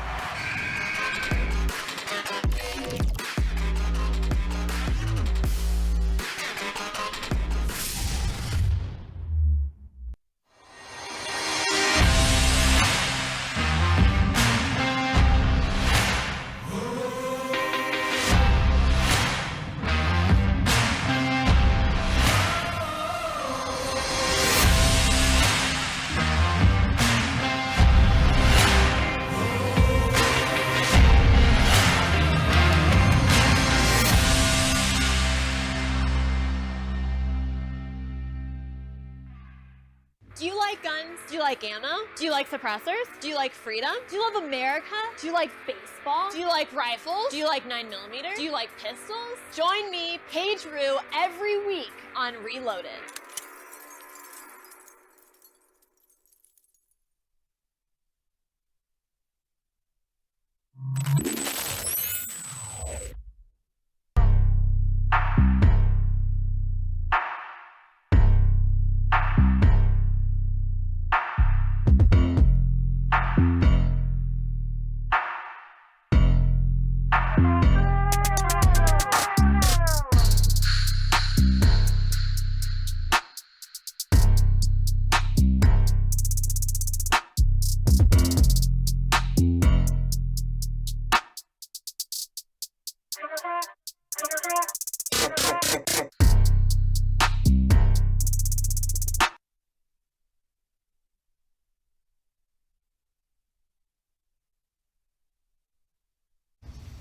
Welcome back to TPUSA Live in Phoenix, Arizona. Sitting right next to me, the host of Reloaded. You just that was a great little promo. I love to see that. I know, it's weird to see it. Looks good, Paige. And then also the host of Freedom Papers, Morgan Zegers. And then we got Officer Tatum here. Welcome to the show. Welcome back. I know I missed you guys last segment, but once again, Jack Posobiec, really great having him on. He's been a huge asset to TPUSA Live in this whole launch. Now it's time to talk about stuff a little bit lighter. We're going to have the very first installment of What in the World Wednesday. There's some wacky stuff on the internet. Special shout out to Libs of TikTok. That's my favorite account. It's my favorite account. I check it every day. So we get some great content from there, but we have been getting a lot of great content from the Met Gala. That's obviously why I got this t-shirt on. Once again, shoptpusa.com. Be the rich. Don't listen to Congresswoman AOC. Don't whatever dress she's wearing. Get this t-shirt, be the rich. But this first one, we got to check out J-Lo and Ben Affleck. What were they up to? Ooh, nothing good. I don't understand it. Maybe they were kidding. That's the thing. They could be being cute. I'm sorry. I don't mean to like pop it, but I'm like, okay, they have to wear their mask. Maybe they wanted a little peck, and they were just jokingly doing a peck, and then they got a picture of it. That's what I'm hoping in my head, at least. Me too, because I've done it. I'll admit. You kiss someone with a mask on? Is that as the a breaking joke, news? like as a joke. And then what if someone took a picture of that moment? And then we're talking about it on TV. But they're following, like, and yeah, just I'm just trying to see the positivity here. Maybe it was a cute thing. But I think the funny thing was, obviously you saw Congresswoman AOC and everybody else wasn't wearing a mask when they were on that red carpet, but everybody else that was helping out at the Met Gala, they're all wearing black, and they had the black masks. So maybe J-Lo and Ben Affleck showed up and like, oh, we dressed just like them. So I guess we got to wear a mask. If we're wearing all black, we got to wear the mask with them. I think I may be out of touch with reality. So they were at the same event that AOC is at, Yes. where all those people didn't have a mask on. Yeah. So I wanted to believe what you said, but I think those people are out of control. Nobody else is wearing a mask. No celebrity that I saw was wearing a mask. But the workers have to. The workers have to. But J-Lo and them didn't. So it makes me feel like, were they virtue signaling? I don't think it was cute at all. You know how dumb that is, virtue signaling. People with a mask on? Yeah. I think things like this, we're going to get to we got a lot of really, really, really good stuff. But honestly, it's for attention. It's 100% for attention. They know, they have to know 100%. You take a photo like that, they know the paparazzis around. It's just like, it's going to take off. And you're going to have TPUSA Live talking about it. So what else? It's an agenda. Well, it's like when I go through the airport and I take my mask off in the airport, or I at least pull it down because I can't stand it. It's the only time I do wear a mask because I need to travel for this kind of stuff. And people will stare at me like I am the devil as they are sitting there without their mask eating their snack. Right, exactly. And I'm just walking by them without my mask. And I'm like, if we were in a Target 10 miles away, you and I would not be wearing masks, but now I'm the devil for not wearing one in this location. Nobody makes sense anymore. Oh no, it's out of control. And a lot of things that don't make sense is what we're about to see in this TikTok. Check this out. I do like being called a pretty girl, but I also love being called a handsome boy. Please call me handsome. My pronouns are she, her, they, them, he, him, it, that, really whatever you want to call me. I'm looking for the girls, gays, and theys, and its. Please come find me and be my friend. Honestly, we can look at stuff like that, and it's like, it's low-hanging fruit to make fun of that kind of stuff, but that we have to know, we see so much of this stuff on TikTok, and it's sad. It really is, because I think these people are like, they're looking for community. You see at the end of that video too. I see some problems there. I think that it's mental illness, and I think the internet has given a platform and normalized insanity, and that's all it is. My thought is, are they just doing it for attention because that's what gets millions of views on TikTok right now? Right. So are you just going to say that just to be that? I think that, and we just have empty-souled people that need that source of fulfillment. And right now, what you can do to get attention, what you can do to get that community and be a part of something and get followers is to be a sad person that is looking for that source of fulfillment by being, I don't know, whatever word that she used. I can't even remember. I can't keep up. I can't keep up with these people. I thought she said eat, gotta eat one day or something. It's crazy. I think that I agree with you guys too, because it looks like a mental illness. I mean, you have to be mentally ill to go down the rabbit hole like the young lady did. But, you know, I get frustrated because these people will have the audacity to say those things, to get mad at you if you don't fall for it. Yeah. And that's what makes me mad. I would feel sorry for her if she just come out and say, you know, this is what I'm about. But when they look at you and say, how dare you not observe my pronouns, and then it's like, no, forget you. Yeah, well, that's where it crosses the line, because I always say, like, okay, the internet calls me a Nazi, a white supremacist, a sexist, all the big words, and we can laugh it off, we can make fun of them, whatever. But then they do things like, I don't know, try and get students removed from student government for promoting me as somebody to look up to. That happened to a Turning Point chapter president at Wichita State University. They said, you are promoting Nazism by sharing Morgan Zegers onto our platform. And so that's where it crosses the line from internet jokes and internet ridiculousness to real world totalitarianism / cancel culture, where they're removing people who believe things that we believe in from the public square and from positions of power. It's crazy. And mentally ill. Yeah. I think something is not going on in your mind. If you can't listen to a person, have an opposing view, and have communication, have a conversation. Why do they shut down and cry? There's nothing white supremacist about you. Thank you.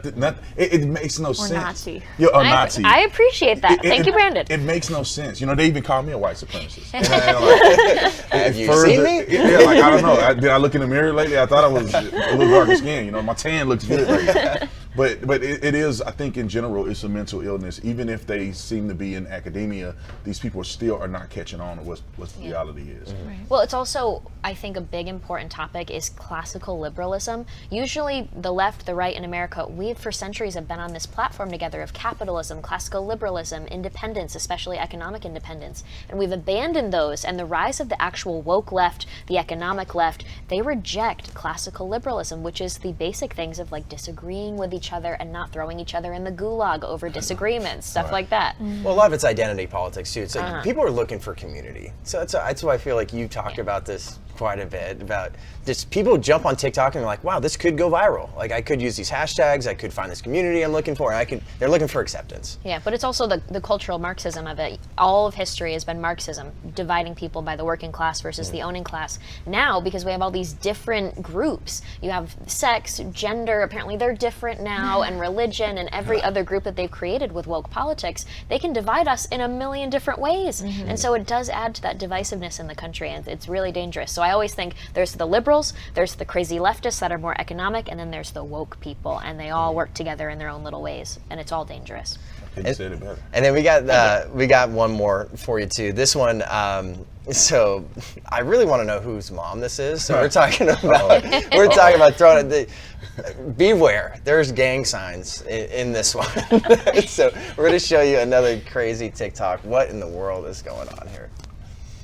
I still wear a mask, even though I am twice vaccinated. That's my gang sign. Could you imagine that being your mom? I was going to say, like, all I know is I think my mom is watching right now and do not get any ideas. Oh my God. Mom, just none of this. None of this. Twice vaccinated, no gang signs. I think it's important to notice though, some people think that's really funny and cool. That's the problem that we're all, that's what we need to be discussing, is she's not like some lone wolf. A lot of people, the person filming that was probably like, yeah. You go, Mom. That was great, Debbie. Oh my, throw that up there right now. Yeah, I'd be getting in a lot of fights at school if that was my mom. You know, you got to defend your mom, and people are going to come after her. You know? But the thing that was weird to me is that why does it have to be gang signs? Like, why is it a gang signs? It's more sign language than gang signs. And then she tried to get hip at the end. She's so cool. Like, this is stereotypical gangster stuff. You know, it was very weird to me. And I feel like people that fall in that mental category, they have all of these assumptions, racial assumptions, and categorical assumptions, you know, that they fall into, and it comes out when they try to be funny and stuff like that. So I think it was very weird that she tried to say gang signs. And who's her target audience, like, when she's posting something like that? The young, hip, and cool people. What's interesting though, have you seen the numbers? It's not just like Dr. Fauci is the enemy of the people, because there are a lot of people in America that would choose force over choice. We've reached such a period in our time where we're so luxurious in America, people are like, I think I would rather be told what to do. And about 50%, I was looking at some polls, of people in America would rather have COVID vaccine mandates and all other types of mandates that limit us in ways that we shouldn't be limited. And so people like Debbie, or whatever her name is, that is really a warning sign for us that it's average people, it's our neighbors that are falling for these anti-classical liberal but more authoritarian kind of ideas. And I think that's a great leeway into our next segment. We're talking about indoctrination in our nation. So people are being indoctrinated to actually being a part of this. Like, hey, the government's going to take care of you, or I can send my kids to school and they'll be all right. A lot of crazy stuff going on. We're going to talk about that next. See you soon. You have to ask the question, how is the most heavily funded tribe have the poorest population? Listen to me. My country's very because everything problem here. Don't have petroleum for bus and Cuban, for car, for life, for nothing. And it sucks. Socialism sucks. There's no other way you can describe it. Conservative students are considered threats to American universities, but they won't stand down any longer. Join me, Isabel Brown, every week as I meet the bold student warriors who are fearlessly fighting to stop their leftist professors and peers from destroying their campuses. This is On the Frontlines with Turning Point USA.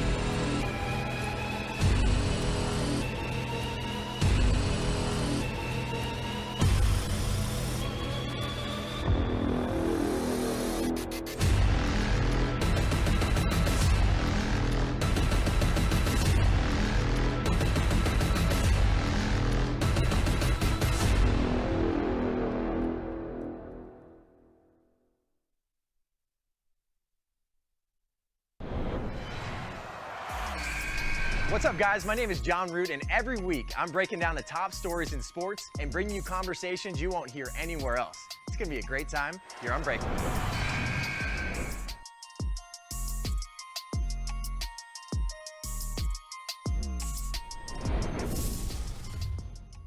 TPUSA Live is about to be spicy, spicy, spicy. I mean, would you expect anything less? It's me, Alex Clark. Of course it's gonna be spicy. Tune into The Spillover, my brand new podcast. Think of it like the older sister to Poplitics with a lot more conservative.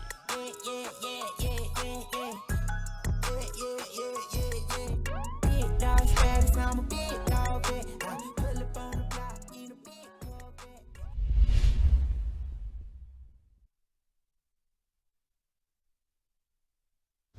Hey everyone, welcome back to TPUSA Live. Morgan Zegers, host of Freedom Papers. Freedom Papers. And then we got the host of the Tatum Report, Brandon Tatum. Also got a new book coming out. I got to send that out there. Yeah. Can't wait for that. November 30th. Being Black and Blue. Don't forget Being Black and Blue. It's a great book. But we got to talk about indoctrination in our nation. We talk about that on the live feed quite a bit. That's a huge part of your guys' platform too, exposing the indoctrination that's going on in education, in Hollywood, sports, all across the board. But we see a few things that are brought up all the time. CRT, gender education, and dysphoria that's going on. There's sex ed for kindergartners now. So it's infiltrating the education system. And then you were talking about Wichita State, and they're saying like certain people shouldn't be here. Like, no, we can't agree with that. Morgan Zegers, she's a white supremacist. She should not be here. What's funny, so this is so it really gets me going about this story, is that it was self-identifying communist student senators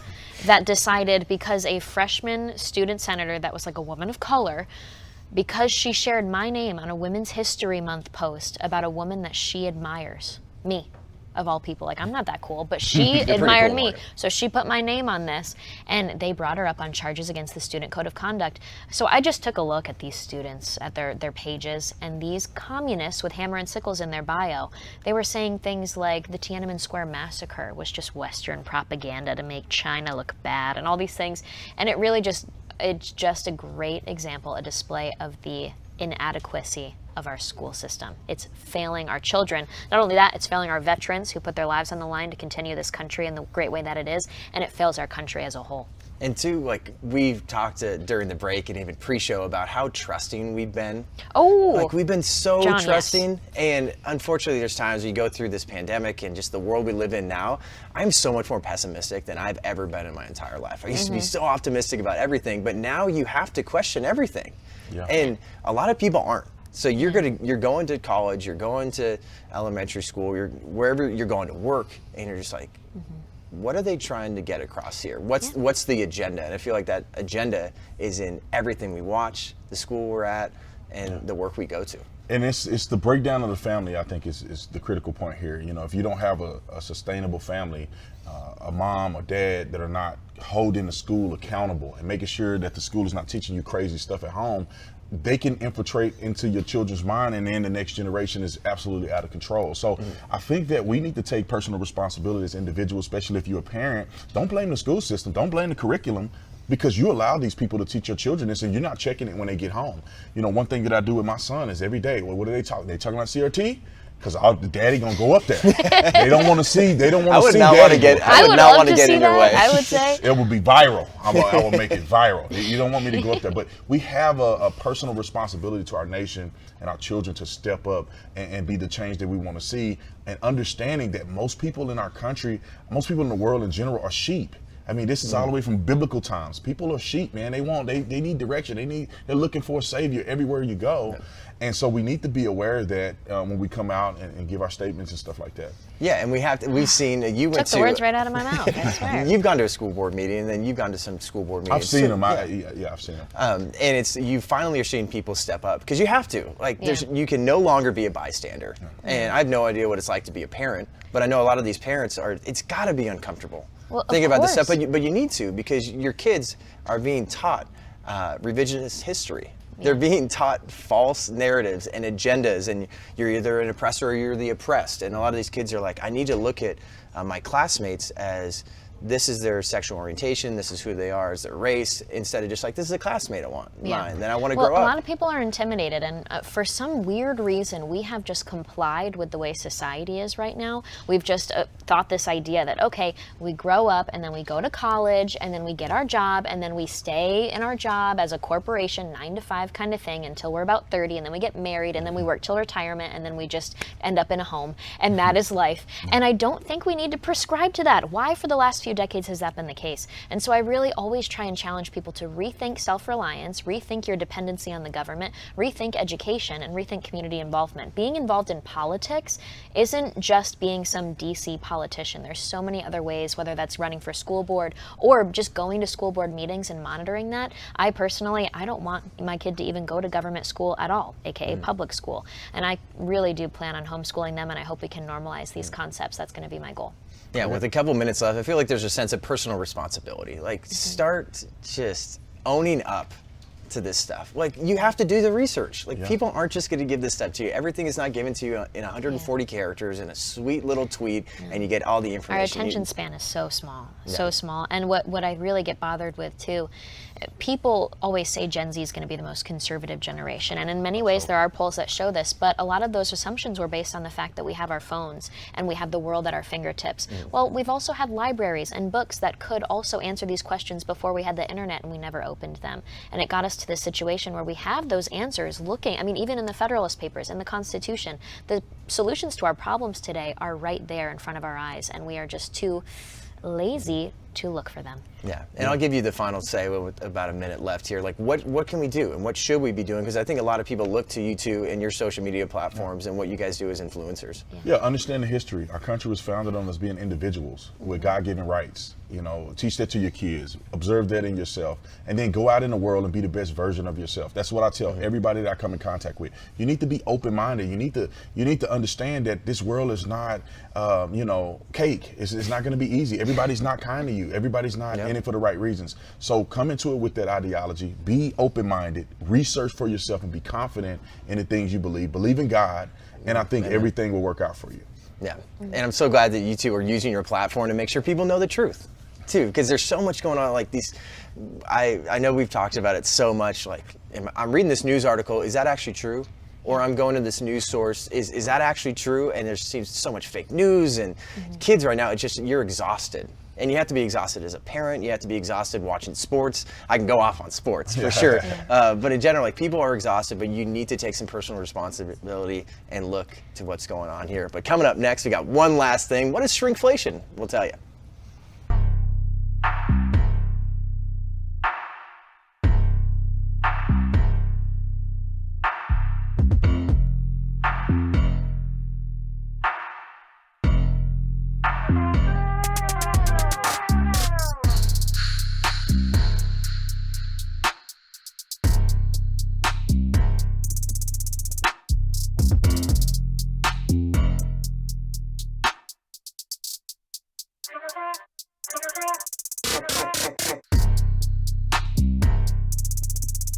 Do you like guns? Do you like ammo? Do you like suppressors? Do you like freedom? Do you love America?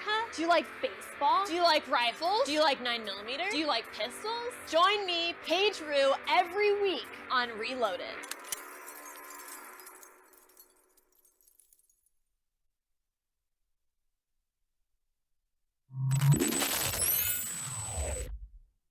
We are in a culture war for the future of America, and so far the left has been winning. But I've got good news for you. Conservative students are fighting back.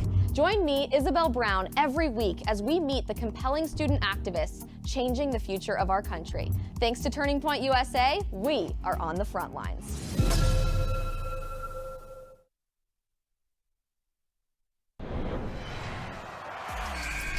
What's up, guys? My name is Jon Root, and every week I'm breaking down the top stories in sports and bringing you conversations you won't hear anywhere else. It's gonna be a great time here on Breaking.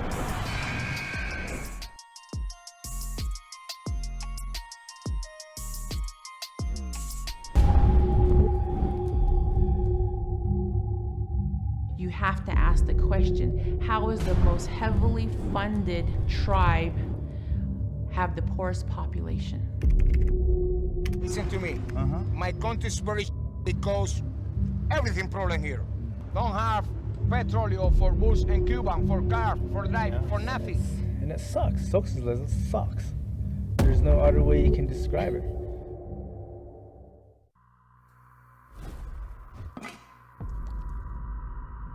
This is your brain.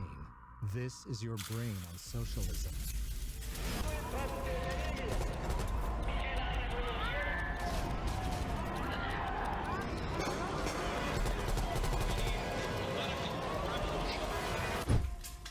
Any questions? Lipstick is red, woke faces turn blue, cinnamon rolls are queens, I've got pop culture for you. All the juicy, wormy, newsworthy 411 is coming to you every single day on Poplitics at its new home, TPUSA Live. It's like Barbie's dream house, but bigger and pinker.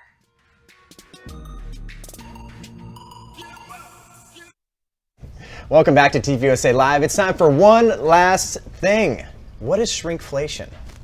I know I didn't know anything about shrinkflation until we were scripting the show, but a lot of you can see inflation when prices are rising with gas, prices are rising for your food when you go grocery shopping, but shrinkflation, we're gonna show you some photos right here. This is what shrinkflation is. Let's check out that first photo. So normally you're getting aluminum foil, it's 120 square feet, now it's down to 100. Got another photo, sweet tea. We love sweet tea, 64 ounces, down to 59. And then good old Cinnamon Toast Crunch, maybe the best cereal out there. It's now down to 1 pound and 2.8 ounces. So often we are seeing the size and quantity shrink or go down. And maybe even prices stay the same or get even higher. So like right now, these are stuff that we're not even seeing. Right. So you're wondering why that Cinnamon Toast Crunch doesn't last as long as it normally does? It's because it's the same price but smaller amount. Well, they use the same marketing still. It's still family size, but Yeah. is it though? Sometimes they use the same packaging and just put more air in it. And trust me, I noticed it. Mhm. I mean, I I'll give you an example. Arm & Hammer toothpaste, before anybody knew anything about Arm & Hammer toothpaste, I saw it on the shelf. That toothpaste was probably this thick, and it was like 99 cents. And I'm like, oh, this is What good. a It works steal. and everything. Yep. They got popular, and the thing went this small, and it's like $2 now. And I'm like, I caught y'all, but what are you going to do about it is the question. Yeah. But you can, I see it all the time of them doing it. Yeah, well, this is the thing. I think it's, people might look at this and be like, those greedy capitalists, we need to end the system, evil. And I think we all have to be like, okay, this is another Black Friday situation where, is it annoying when people go out on Black Friday, the day after a holiday, and spend all this time in the mall because they're interested in these materialist things? It's annoying and frustrating, but it's not something that we should say, wow, this system is a failure and we need to replace it with an entirely new economic system. So that's where it's like, okay, we have to have some grace here. We can hold these kind of people accountable. We can be smarter consumers, but we don't have to say capitalism as a system sucks, because this is just a system that's so great in economic independence, but this is an example of greed. Yeah, and it's a different. business too. Like they're trying to make money, and there's a lot of us. There's the fact that there's people out there that are actually just like, something seems fishy here. Like my Cinnamon Toast Crunch or my aluminum foil, like what's the difference? Like a lot of us that we just don't notice. And you talk going back to indoctrination and how we are just so one-track minded. You're thinking just like, I need aluminum foil, I'm getting aluminum foil. Right. Like, and you're not even really gonna notice, but you're spending more money. And that's Well, yeah, and sometimes it's government, man. The government, all these regulations and taxes they add on things, and they hurt produce. And so sometimes when you're bringing it to the market, you may have to shrink it so you can still make a profit. Right. Some of it is greed, but some of it is just trying to get by. And a lot of it is because of big government and all the taxation and all these loopholes you have to go through and staffing and things like that. So I think we're going to see more of that, especially with the shutdowns and different things like that, where people are trying to recover from almost losing their businesses. So they're going to have to do something to ramp it up. But I tell people like this all the time, man, capitalism is probably the greatest system to exist. It gives you flexibility. A person can go from coming to this country with nothing in their pockets to having sustainable wealth, and you can't find it anywhere else in any country in the world. But really appreciate you guys jumping on and being a part of TPUSA Live. It's been so fun launching this, but coming up next, we got On The Frontlines and SMASH. See you guys tomorrow.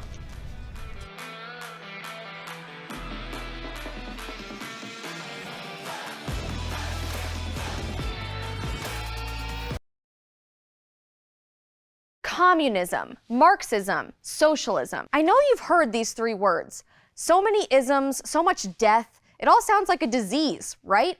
That's because it sort of is. History books teach us the ramifications of these types of governments. So what happens when universities rewrite the history books or disregard them entirely? Just look at universities all across America.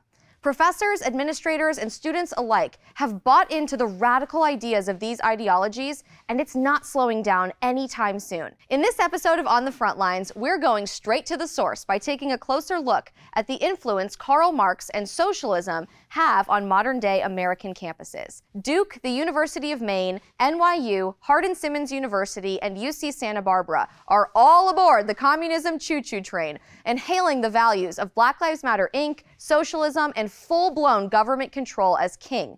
We'll also jump into a professor's story of implementing Marxism beyond college campuses in education.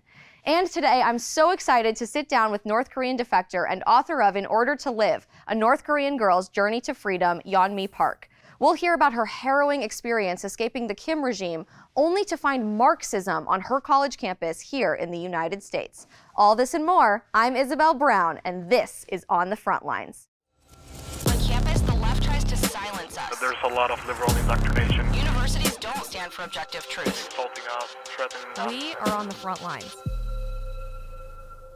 Please welcome the courageous and inspiring Yeonmi Park from Columbia University. Yeonmi, walk us through what it was like growing up in North Korea and why life here in the United States is so different.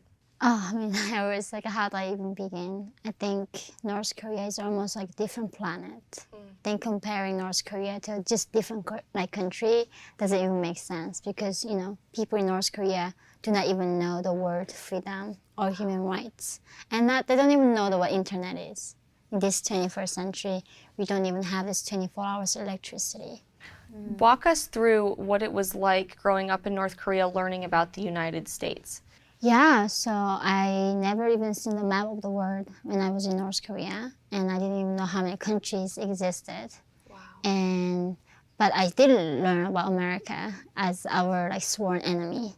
The regime told us that Americans were constantly trying to attack us, and they told us, of course, Americans are cold-blooded snake monsters, and I mean we don't have computer, we cannot internet search, right?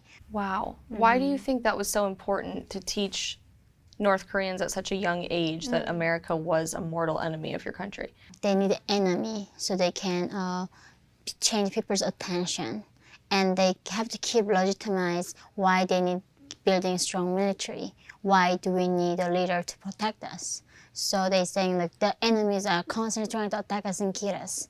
So we are so grateful that we have a brave leader who is protecting all of us from the enemies. So it was a political propaganda and brainwashing North Koreans. Were there moments in your journey defecting from North Korea that you were afraid for your life, for your family, for what the future might hold?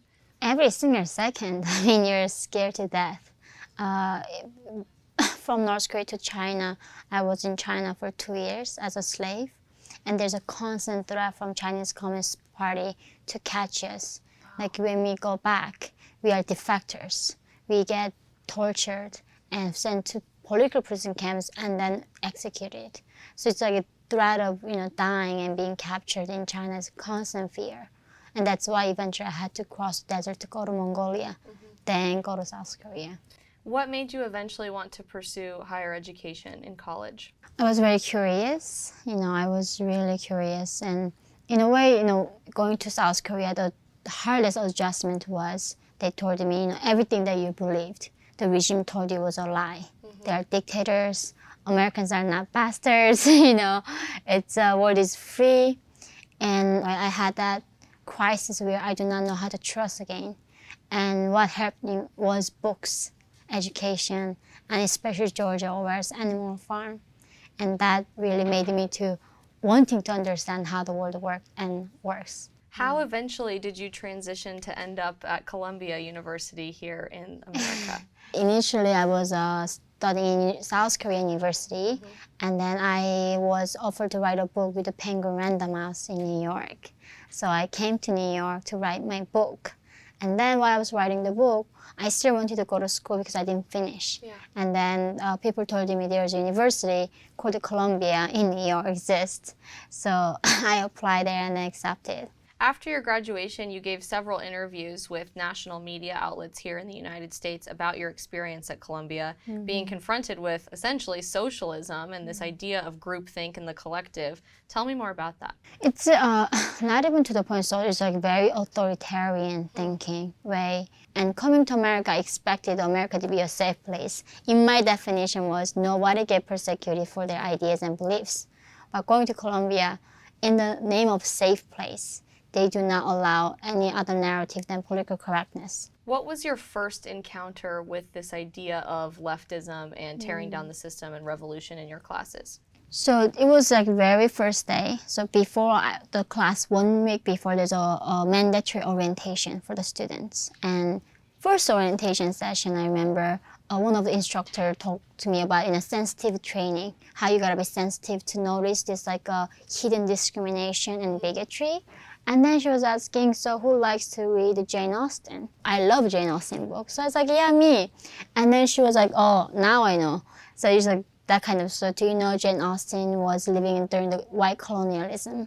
She believed in white supremacy, and she was a bigot. And by reading her work, you are subconsciously being brainwashed and become a racist. How did it feel knowing that so many of your peers and students sitting next to you in class were embracing the very ideas and the system that you had risked your life to flee? That's the thing, like, in the beginning, I felt sorry, right? Like, I don't know however misled that was. This is the thing, why would you do this to you? Like, why are you killing your own freedom, right? You're almost there like dying to give up their freedom. That's the thing, like, because you don't like hate speech. Take my liberty away so we can like silence those bigots. And they do not understand the value of that freedom of speech. And I think that's the thing, because they are born with it and they're really spoiled. They do take it for granted. What's the most important thing about North Korea you wish every American could know? To remind all of us what happens when individuals lose their liberty.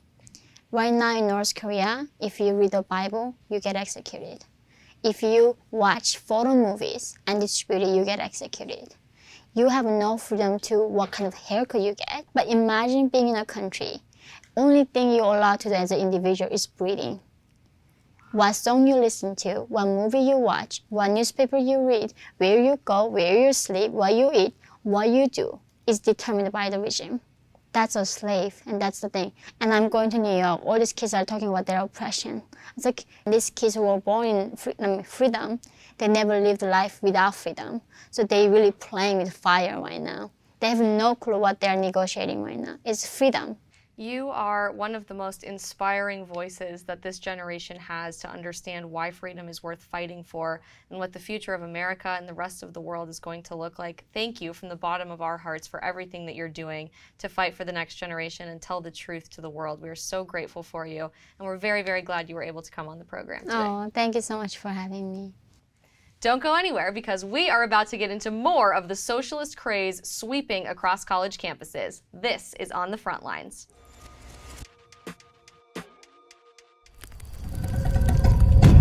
United States of America, this great country of ours, we American Indians, we can be anything we want to be, except American Indians. A lot of the soldiers were very aggressive, so the women did get raped. called huelte. Huelte means a place of suffering, dying, starvation, nothing good. Just like the Nazi concentration camps. I didn't realize how corrupt things were. I didn't realize what kind of environment we were living in. We had no running water, we had no power. They de-incentivize people from, opportunity. That's why our suicide rate has climbed up astronomical rates. I moved from the poorest county in America, the Pine Ridge Indian Reservation, to the richest area in the country, the Navajo Indian Reservation. There is no difference. The poorest and richest reservations in our nation suffer from identical problems. This is not anything new. This is an everyday occurrence in all tribal governments.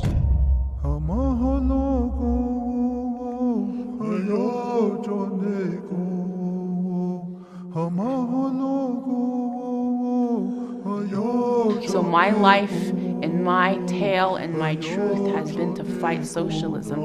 And I'm hoping that I can wake up as many Navajos as I can to tell them that you can do this. Yeah, even if I have to fight you to save you. And I think that's what I'm also projecting to my people.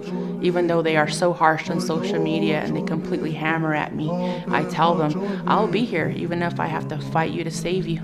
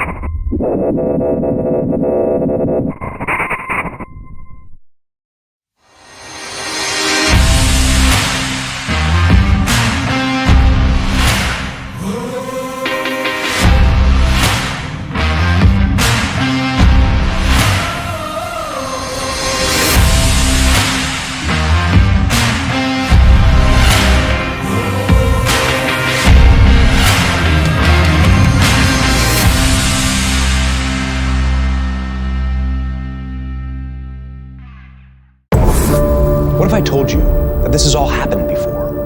The riots, violence, church burning, attacks on police, destruction of private property. My name is Sammy Steiden. I am a Holocaust survivor. This is the reality of what happens when you have capitalism that goes to socialism. El socialismo no funciona. El socialismo no funciona.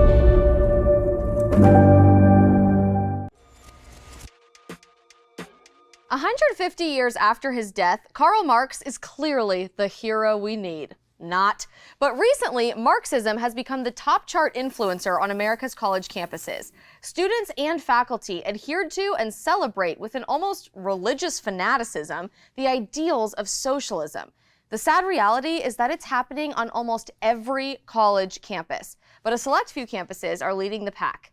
2021 brought about an emergence of some of the most pro-Marxist campuses in the country, and they wear it like a badge of honor. Of course, they think they're honoring ideas of equity and progress, not deifying some guy whose ideas are responsible for the death of more than 100 million people in the last century. Just an inconvenient fact against the narrative there. Socialism is the future, according to our universities, and you'll be shocked to see just how woke things have become. It's time for your State of Campus.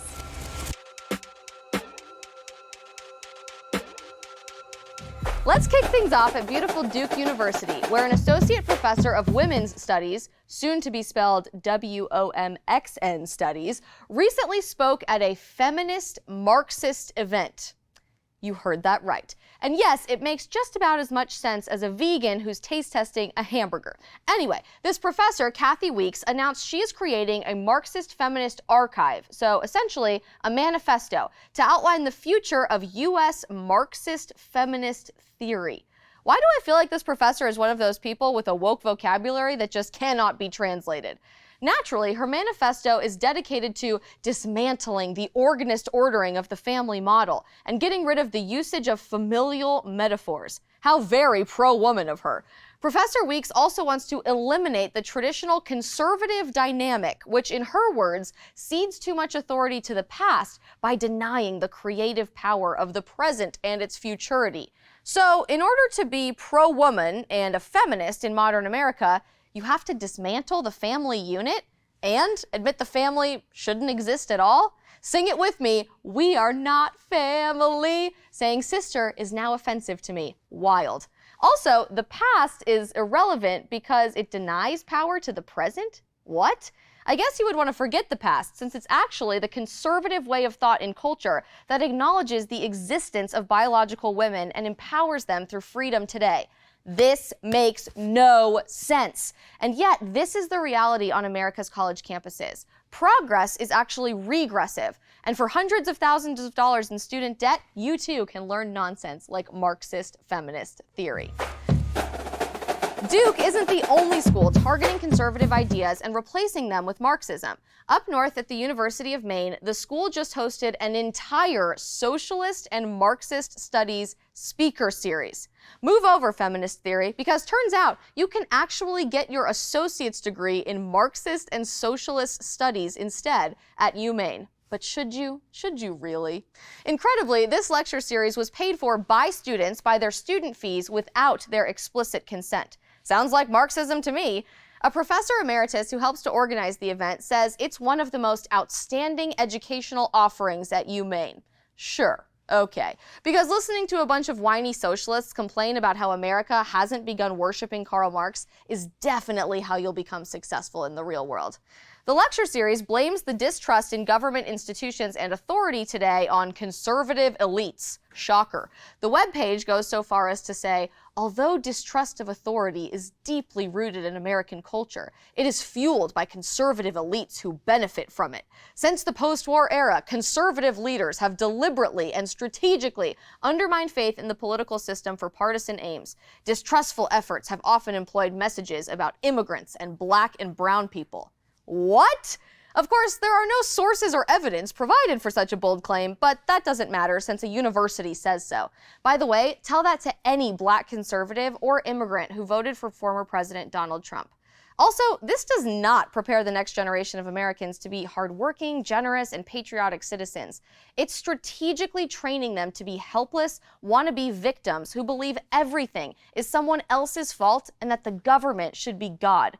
Professors are meant to teach students, not indoctrinate them. And speaking of absurd professors, next up is our professor watch list.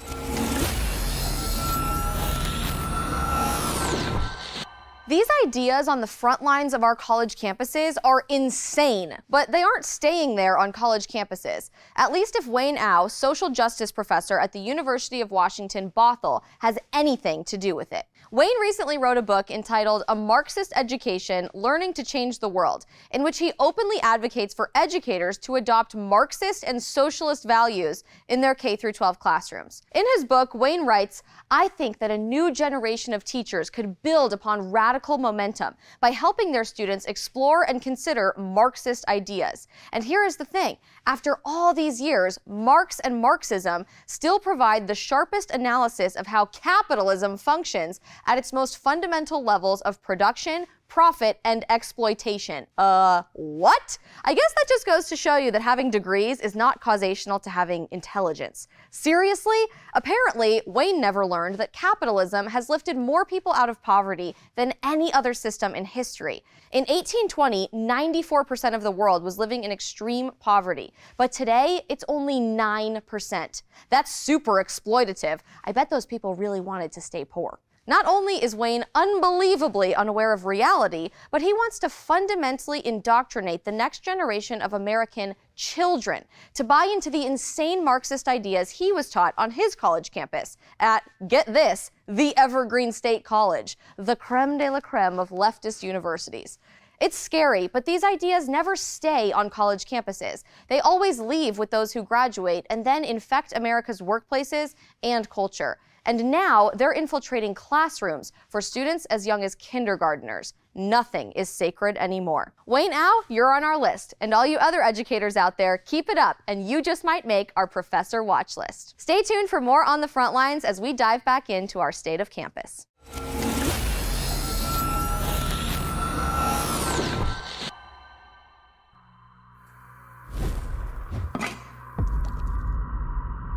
This is your brain. This is your brain on socialism.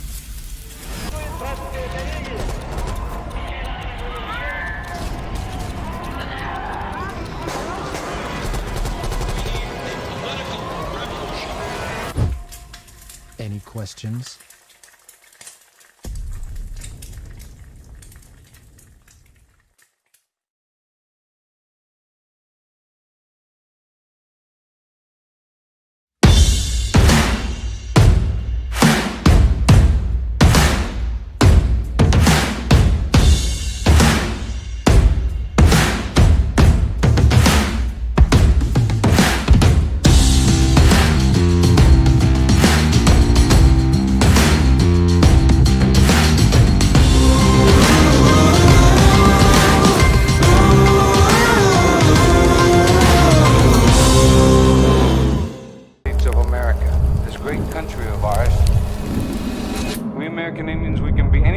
To be, except American Indians. A lot of the soldiers were very aggressive, so the women did get raped. What we call huelte. Huelte means a place of suffering, dying, starvation, nothing good. Just like the Nazi concentration camps. I didn't realize how corrupt things were. I didn't realize what kind of environment we were living in. We had no running water, we had no power. They de-incentivize people from, opportunity. That's why our suicide rate has climbed up astronomical rates. I moved from the poorest county in America, the Pine Ridge Indian Reservation, to the richest area in the country, the Navajo Indian Reservation. There is no difference. The poorest and richest reservations in our nation suffer from identical problems. This is not anything new. This is an everyday occurrence in all tribal governments.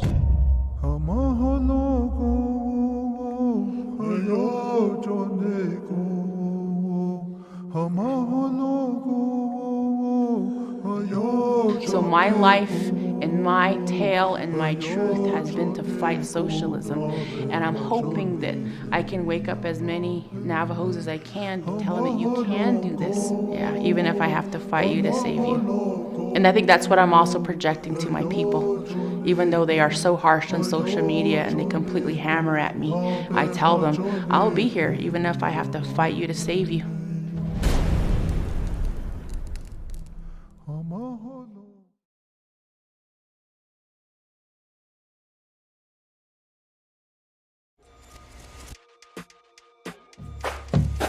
In the Big Apple, students involved in the Young Democratic Socialists of America at NYU are demanding their peers halt tuition payments until certain demands are met. Their tuition strike will remain in place until the university protects the students from the police, shields them from a predatory financial burden, and reins in the school's abuses both at home and abroad. If they think tuition is a form of oppression, I can't imagine how they feel about paying their taxes. By the way, don't ask them what counts as abuse because they probably won't have a clue. Ultimately, these students aim to create change on campus in 5 categories: reducing tuition, working with unions to boost compensation, committing to equitable expansion of university property, cutting ties with the NYPD, and utilizing the endowment in an equitable manner. Ironically, they're demanding more money without putting more money into the system to fund it. Make no mistake about it, these Marxist tactics demanding revolution on campus were taught to students on the very campuses they later turn around on. College campuses are embracing this insane ideology without even stopping to consider how it might affect the university itself. Because for Marxist revolutionaries, progress is never enough. Speaking of never enough, over on the West Coast, students at the University of California, Santa Barbara are expecting a second round of STIMI checks from their school's relief fund. Since the start of the pandemic, UCSB received $60 million in COVID relief funds. Of that, $26 million went to students directly. Apparently, $26 million is crumbs, to borrow a phrase from our friend Nancy Pelosi. Now, students are also demanding cash payments of $900 each from the administration. The tactics for their demands are really what's making headlines. Rather than scheduling a meeting or going through the media, students gathered outside of Chancellor Henry Yang's residence for a disruptive protest, where they wrote in sidewalk chalk, $900 now, power to the students, and even eat my ass, Yang. Eat my ass? Seriously? That's how we're asking universities, no, demanding that they give us $900 in cash just because we're alive? Do better, Gen Z. What happens when students don't conform to the rigid Marxism being shoved down their throats on their college campuses? Well, Ashley Brock, a student at Hardin-Simmons University, a Christian school in Texas, recently found out for herself. Ashley took to TikTok to express her frustration with the Black Lives Matter Inc. movement, America's single most prominent self-proclaimed Marxist institution. Ashley pointed out BLM Inc. has created a culture labeling people with their race before their humanity. In one video, she said, and I quote, "Do Black lives matter? Yes, of course. Do white lives matter? Yes, of course. But I'm not going to sit here and put each one in a group saying this race matters." Her videos gained some serious attention in the university community, which responded to the content immediately via Twitter, saying they had come across a deeply disappointing and unacceptable social media post by one of their students that was not reflective of the Christian values of HSU. Soon, a letter was circulated amongst the faculty which read, "We as members of the faculty of Hardin-Simmons University denounce racism and repudiate any attempt to dismiss the realities of racial injustice in the United States. We emphatically say Black Lives Matter." I guess it didn't matter that Ashley agreed with them in her videos verbatim. Just the inkling of a thought she could have denounced a Marxist movement meant she is a racist. HSU President Eric Bruntmeyer shared with the press he could not disclose any information about the disciplinary actions taken in response to Ashley's TikTok videos, but confirmed she is no longer enrolled at Hardin-Simmons University, and the school would be prioritizing anti-racism education in the future. Wow. So if you believe at a Christian university that every human being has the same innate value because they were created in the image of God and therefore should be treated equally in society, you are a racist. If you condemn a Marxist organization that is seeking to fundamentally replace religion with faith in the government, you are a bigot. If you strike down an organization that seeks to rid society of the family unit, a key pillar of the Christian faith, you are evil. And if you want to believe in the content of someone's character instead of the color of their skin, on a campus that claims to value the Christian doctrine of redemption and forgiveness, you are not welcome. Unless you embrace Marxism with the same fervence as your professors and woke leftist peers, you won't be welcome in your university community. Heck, you may even be kicked out. Are things this crazy happening on your campus? Do your peers run around in Che Guevara shirts and read Marx's Communist Manifesto between classes? Tell us your story in the comments, and that's your State of Campus.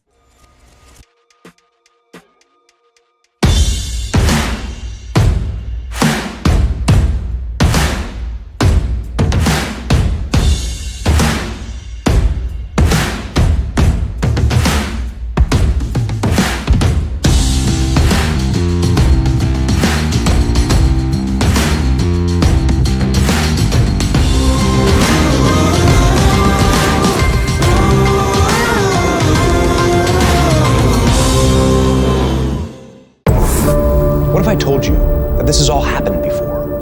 The riots, violence, church burning, attacks on police, destruction of private property. My name is Sammy Steigman. I am a Holocaust survivor. This is the reality of what happens when you have capitalism that goes to socialism. El socialismo no funciona. El socialismo no funciona.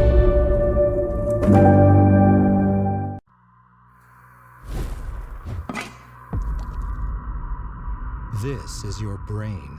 This is your brain on socialism.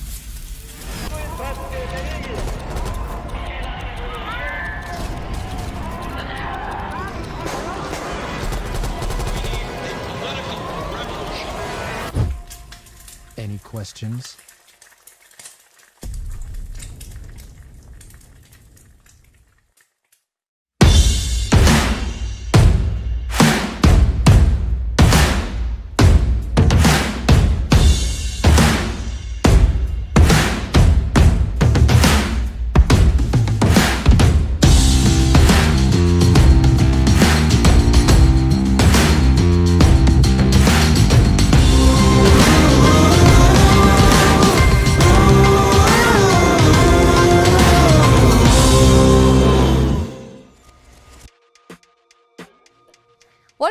this week. Socialism is alive and well at the heart of America's culture war, our college campuses.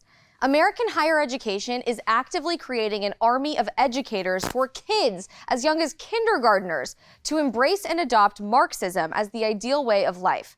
And if we don't stand up to radical socialism on campuses today, before we know it, they will reflect the harshest of dictatorial regimes. As we heard from the courageous North Korean defector Yeonmi Park, such realities are not far from reach. This is your voice, your stories, your fight. Together, we are on the front lines.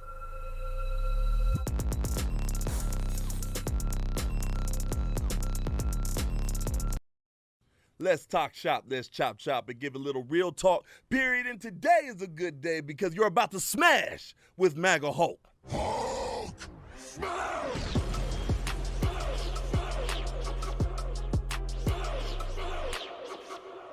Oh, yes, indeed. You know when it is, you know where it's at, you know what we do, you know how we do it. We tear down liberal ideologies one smash at a time. Ladies and gentlemen, I have something to say. I have a confession to make. Oh, boy. I must admit, I am indeed oppressed. I am an oppressed black man. I know you leftists out there are loving what you're hearing right now, but I gotta break it down a little further than that. I am an oppressed black man because I am a black conservative. Oh, did I break your achy, breaky hearts out there? I am so sorry, not really. But I'm an oppressed black man. Okay, this is what happens when it comes to us black conservatives on the right. You better believe the left has made it a point to go ahead and try to oppress us at every turn. You know, it's actually really nefarious. It's actually really disgusting the way the left does this, right?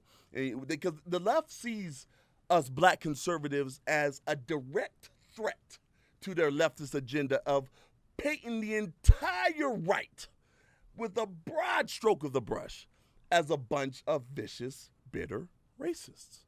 Now, how can we be vicious, bitter racists, white supremacists, neo-Nazis, and the sort? How can we be all that if we have black conservatives such as myself willingly identifying with a group of people, with an exceptional group of people, with my fellow brothers and sisters? How can they paint us all with the broad stroke of the brush as racists, white supremacists, neo-Nazi, if I claim to be one? Can't do it. Can't do it. Therein lies the conundrum of the left. See, I'm okay with that, though. I'm okay with that, but they are not, obviously. They try to shame people like me into submission. They try to shame black conservatives into submission. But, you know, before we go any further, let's define the word oppress. Can we do that for a moment? Let's define it. Now, Merriam-Webster defines oppressed as burdened by abuse of power or authority. Is this not what the left does on a consistent basis? Oh, come on now. Big tech, legacy media, Hollywood, movies, music. I mean, TV shows, award shows, et cetera, et cetera, et cetera. The list goes on and on. There is a show called The Boondocks. It's a black show, right? Black cartoon. And there is an individual who they try to paint of the right. Uncle Ruckus. Uncle Daggone Ruckus. Now, they try to paint him of the right. They try to paint him as a conservative, you know, of the sort. And what they depict him as in the show is of a self-hating black man, right? He can't stand black people. As a black person himself, as a black character in the show, as a black cartoon character, he cannot stand black people. This is what they try to showcase when it comes to us black conservatives. They try to say that we are a bunch of self-hating individuals. This is what it is. This is where it's at. And I'm telling you, ladies and gentlemen, it is nefarious. It really is. Same with the show Blackish. Oh, there's an episode I saw when they were talking about black conservatives. They had this ooh face on. Oh, black is so taboo is what they tried to showcase us as. Oh, these black conservatives. How? What? Who? Why? When? Where? And how? This is how they try to paint it when it comes to us black conservatives. They don't like us. They try to vilify us. They try to disparage us. And that's why I'm going to get to how we are oppressed. We are indeed vilified. We are indeed disparaged. We are indeed censored. Yes, indeed, we are torn down. We are called every racist name in the book. Uncle Tom, coon, white man's slave, white man's dog, self-hater. I mean, the list goes on and on. You want to talk about the song that never ends?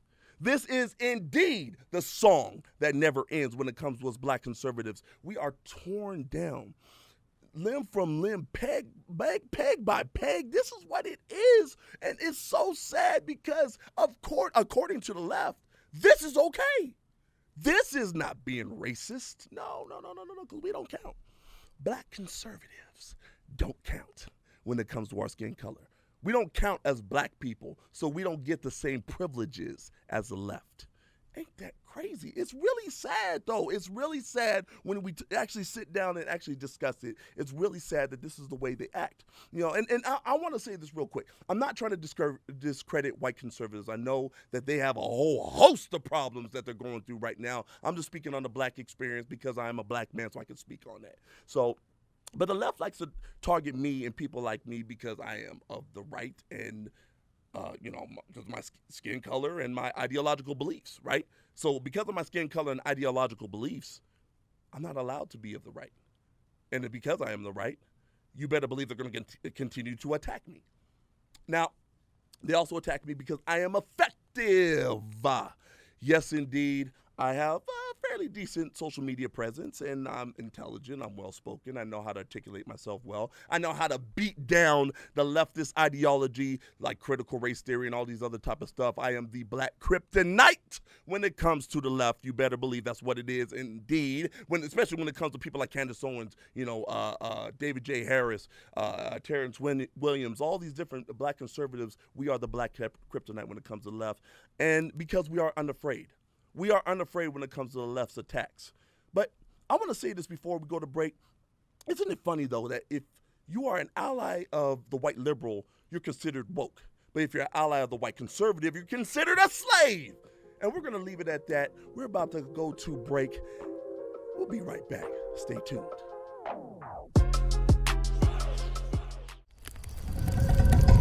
In these United States of America, this great country of ours, we American Indians, we can be anything we want to be, except American Indians. A lot of the soldiers were very aggressive, so the women did get raped. What we call huelte. Huelte means a place of suffering, dying, starvation, nothing good. Just like Nazi concentration camps. I didn't realize how corrupt things were. I didn't realize what kind of environment we were living in. We had no running water, we had no power. They de-incentivize people from, opportunity. That's why our suicide rate has climbed up astronomical rates. I moved from the poorest county in America, the Pine Ridge Indian Reservation, to the richest area in the country, the Navajo Indian Reservation. There is no difference. The poorest and richest reservations in our nation suffer from identical problems. This is not anything new. This is an everyday occurrence in all tribal governments.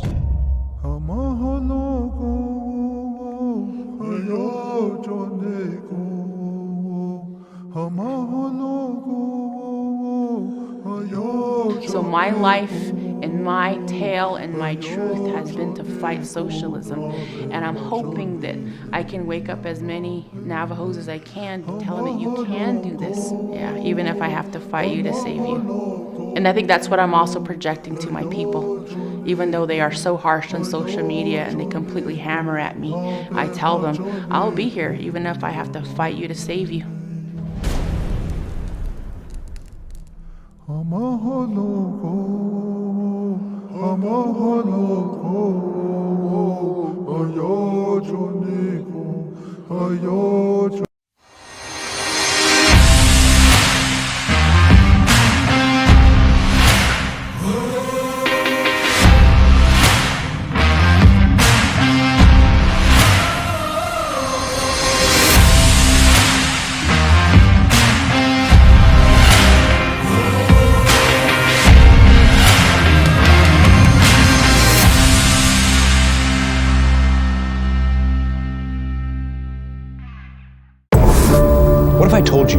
this has all happened before.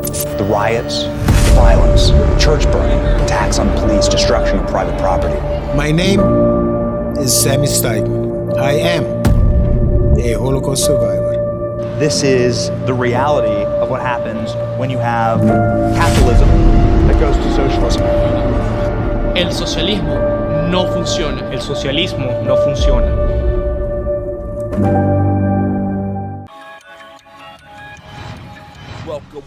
Welcome. Oh, welcome back to Smashing with MAGA Hulk, where we tear down the ideologies one smash at a time.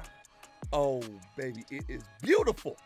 Oh, let me tell you something. Before the break, we were talking about the white liberal versus the white conservative, and outline with the white liberal versus outline with the white conservative. Now, we said that outline with the white liberal, they consider it, everyone considers that, of the left, I should say. Everyone of the left considers that to be a sign of wokeness, right? You are indeed a woke individual if you side with the white liberal. But no. Not when you side with the white conservative. You are indeed a slave, they say. How is that so? When it is the white liberal that utilizes the soft bigotry of low expectations coupled with the white savior complex on one end of the spectrum, and on the other end of the spectrum, just out and out racism and everything in between. Not when it comes to the white conservative. See, the white conservative, they look at us, black conservatives, other minorities, as equals. It's that simple. We're just equal. We're on the same starting path. We're on the same starting point. And it's like, look, I got your back. You have my back. And we're going to move forward in life together. We're going to prop each other up. We're going to help each other. And at the end of the day, though, it's based on your own tenacity, based on your own grit, based on your own discipline, based on your own commitment to excellence. That's what it is when it comes to the relationship between the white conservative and anyone else, right? They expect that of the left. They expect that of the right. Look, pull yourself by the bootstraps. And the same thing when it comes to the black conservative. We have the same mentality. This is why we get along so well, obviously, because we have the same ideological beliefs, right? We have the same beliefs in hard work, in the essence of hard work, in the essence of doing for yourself, not letting the system do for you, but doing for yourself, right? Fending for yourself. And that's what it should be about. Ladies and gentlemen, I don't know how we got away from that, but that's not how it is when it comes to the left, right? See, we're somehow slaves. That's what they say. But yet and still, we're on the same page. I've never seen a situation where a slave owner and a slave is equal. But when it comes to the left, through the soft bigotry of low expectations and the white savior complex, the white liberal looks at the black liberal as less than, okay? Oh, you can't possibly do it on your own. You can't possibly rise above your situation and station in life. Not without my help. Not without me, the white liberal. Now, I can give you a hand up because I'm above you, and I'm going to give you this hand up. Because I'm such a benevolent person. See, that's the white savior complex of the white liberal. Oh, you can't possibly. I understand you're such a marginalized group. See, I know that you struggle, right? And without me giving my hand down to you, extending my hand down, without me doing that, I understand that you can't make it. I understand. And I understand that you lash out in these ways that I don't expect my white counterparts to do. I understand why you riot. I understand why you loot. I understand why you tear down your own communities. I understand why you shoot your own people at record rates. I understand all that, and it's okay. You just don't know any better. See, that's the, what do you call that? Soft bigotry of low expectations. That's what they come to know. That's what they come to know when it comes to the black citizen, right? But like I said, that's not what it is when it comes to the white conservative. But yet and still, I'm considered the slave. I'm considered the one that's being held down. I'm considered the one that's being held back when I'm allying with people who believe in my potential and not my victimology. Now, I said it before that I am indeed oppressed. And I am. I'm an oppressed black man. I'm an oppressed black conservative. But do you really think I'm going to let that get in my way of achieving success in this world? I know that the deck is stacked against me. I understand that these black liberals, that these white liberals have trained to do their bidding, their racist bidding when it comes to interactions with my own skin color. And as they say, real quick, just because you are just because you are skin folk just because you are kinfolk doesn't make you skinfolk. Or just because you're skinfolk doesn't mean you're kinfolk. I'ma get it right, daggone. You better believe it. But it's really true that just because you're the same color doesn't mean you're automatically an ally. And just because I am oppressed does not mean I'm gonna let them get the better of me. It will not happen. I will be successful. I will rise above my situation and station in life. I will become everything I am meant to be. You better believe there's nothing that's gonna hold me down. There's nothing that's going to hold me back because I am a victor, not a victim. You can't use your white savior complex. You can't use your soft bigotry of low expectations when it comes to me. I am oppressed, but I am a victor, and I will continue to be victorious in this world. I will continue to be victorious in this life, and I will stand above all of my opposition, and I will smash all of it when it comes to getting what I deserve in this life. So to all those out there, I want you to understand you are victors. Even though you are oppressed, you are still a victor. Now, I think that's enough of that. It is time to, when we come back from break, to get back to our segment, Don't Make Me Angry. So stay tuned. It's going to be a goodie.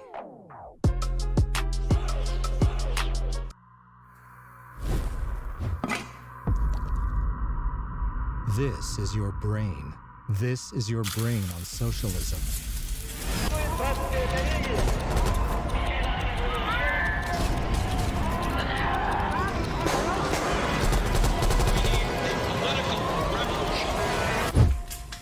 Any questions?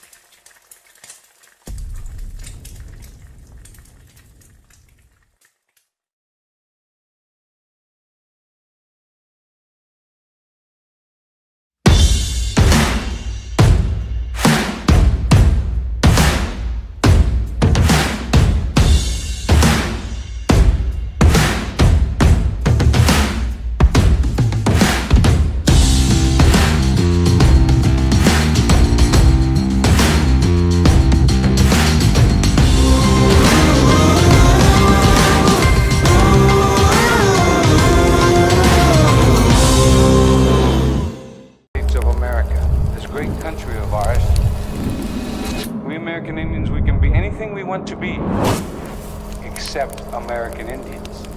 A lot of the soldiers were very aggressive, so the women did get raped. What we call huelte.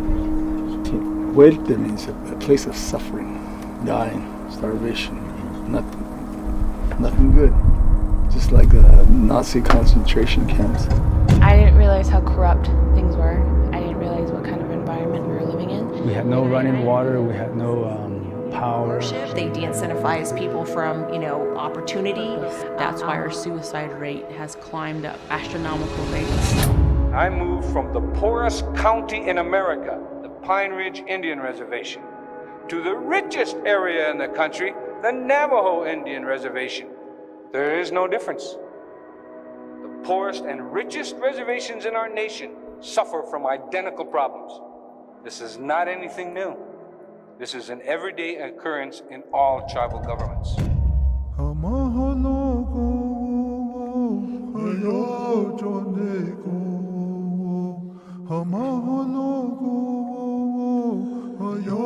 So my life And my tale and my truth has been to fight socialism. And I'm hoping that I can wake up as many Navajos as I can to tell them that you can do this. Yeah, even if I have to fight you to save you. And I think that's what I'm also projecting to my people. Even though they are so harsh on social media and they completely hammer at me, I tell them, I'll be here even if I have to fight you to save you.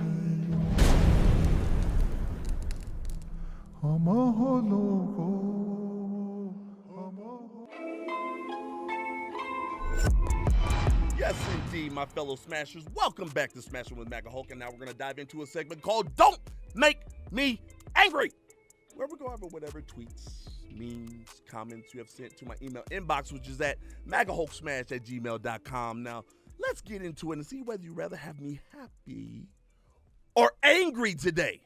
Let's do it. Yes, indeed. Let's see what we got here. Oh, yes, indeed. I had to add this one. Right here. The Coon Bunch. Now, this was submitted by Snoop Dogg. Right? He submitted this on his Instagram, and it has, you know, the instead of the Brady Bunch, it's the Coon Bunch. And then all the squares, they have all the prominent black leaders, thought leaders, culture warriors of this day. You know, Paris Denard, the late Herman Cain, Candace Owens, David J. Harris, the Hodge twins, you know, so on and so forth, Diamond and Silk, you know, the list goes on and on. And in one of the squares, it has a raccoon, and it says, Massa. I'm trying to tell you there's something really nefarious about this right here. Is it racist to go ahead and put that up there when it comes to black conservatives? You see what I'm saying? How black conservatives are so quick to tear each other. Excuse me, I misspoke. Oh my God. Black liberals. Excuse me. Isn't it crazy how black liberals are so quick to tear down black conservatives? Isn't it crazy how that happens? Now, that's considered okay. That's considered fine. A black liberal can tear down a black conservative all day long. Now, I remember I reposted this very pic. I reposted it, and I, clapped back at Snoop Dogg. Now, I was given a strike. They took my post down. They said I can't say such things.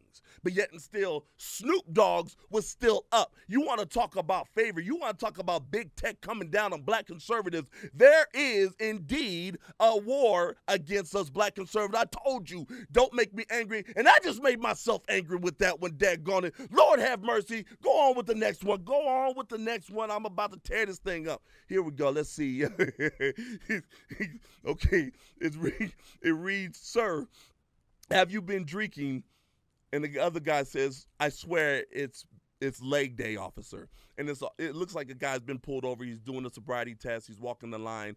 If there's anyone out there who does leg day, you understand what it is to try to walk that, like, to try to walk at all, to try to walk straight, to try to sit down and try to get back off the daggone pot. You can't do it because your legs are done. Oh, I understand that so well. I understand this. And I hate leg day. I'm a bodybuilder that loves working my upper body. I do not like doing leg day. You know what? That made me angry. I don't like that. I don't like it at all. I'm trying to tell you, Lord have mercy. Let's go on to the next one. Oh, boy, oh, boy. It's everybody else's fault but mine. Wham! Yes, indeed, it is a picture of a baby crying. Now, that sounds like some leftist jargon right there. That sounds like leftist to me. Always whining, always crying about their situation and circumstances. Like I said earlier on in the podcast, I said, look, when it comes to us black conservatives, we are victors. Even though you may oppress me, even though you may try to hold me down and hold me back, I am still going to move forward and get my just due. See, but not when it comes to the liberal. see, the black liberal or the white liberal, it's always about, oh, I can't. When I'm in the greatest country in the daggone world that has afforded me the greatest opportunity in the daggone world, but never mind all that. When. How typical is that? But I actually like that. That actually made me really happy. I like that because that depicts what it really is when it comes to the left. I like it. Go on to the next one. Let's see what we got here. Oh, boy. Oh, boy, oh, boy, oh, boy, oh, boy, oh, boy. If you don't like America, then leave, it says. And it has a person, just a person with the open door, and he's, ushering them out. Oh, I wish those who hated America would indeed leave. You want to see what real racism is like? You want to see what real oppression? Now, I go through my oppression. I admit that I'm oppressed. But I know better to try to say that my oppression that I go through here in America is something different than the oppression going on in places like China. I will not try to compare, but yet and still, these leftists will. They will try to say that they are oppressed. They will try to say that they are torn down in every single way. They can't make it in life because X, Y, and Z, whatever it is. They always have their reasons, but if you don't like it, if you don't like this place, guess what? I have a secret. Leave! It's that simple. Go on to the next one. I think this is our last one. Oh, tell me you're a leftist. Yes. Tell me you're a liberal. Yes. Without tell me you're a liberal. It's a lady at a desk encased in a bubble suit, trying to protect themselves from that virus that has a 99 point whatever chance of survival.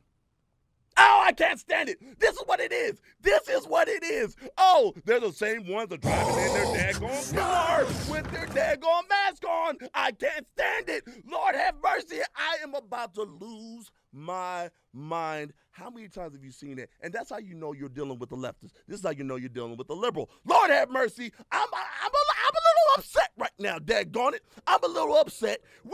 We gonna take a break so I can regain my composure.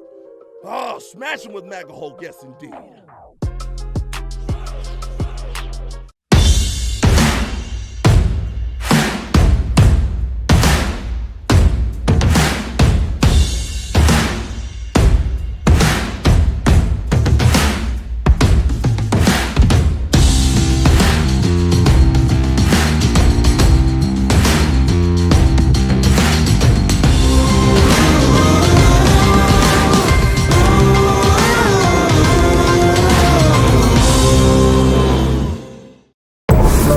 What if I told you that this has all happened before? The riots, violence, church burning, attacks on police, destruction of private property. My name is Sammy Steigman. I am a Holocaust survivor. This is the reality of what happens when you have capitalism that goes to socialism. El socialismo no funciona. El socialismo no funciona.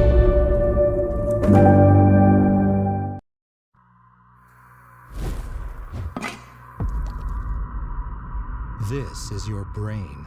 This is your brain on socialism.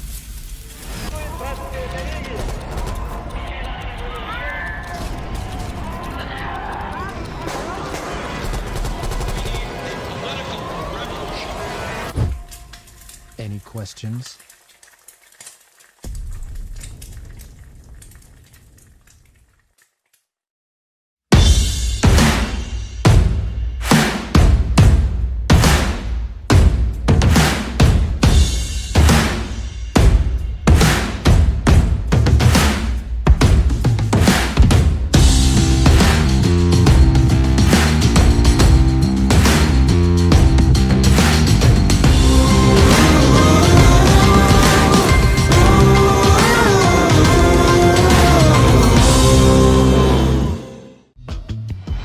Thank you all my fellow smashers for tuning in today. If you want to see more of me, go to turningpoint.com or you can go to Turning Point at YouTube. You can go to Real Talk Peer Productions on YouTube. You can go to You Ain't Black on YouTube. Yes, indeed. You can also find me Real MAGA Hulk on both Instagram and Twitter. And I just want to remind you, though you may be oppressed, you are not a victim. Yes, indeed. Until next time, more liberal ideological destruction coming to you. Thank you for smashing.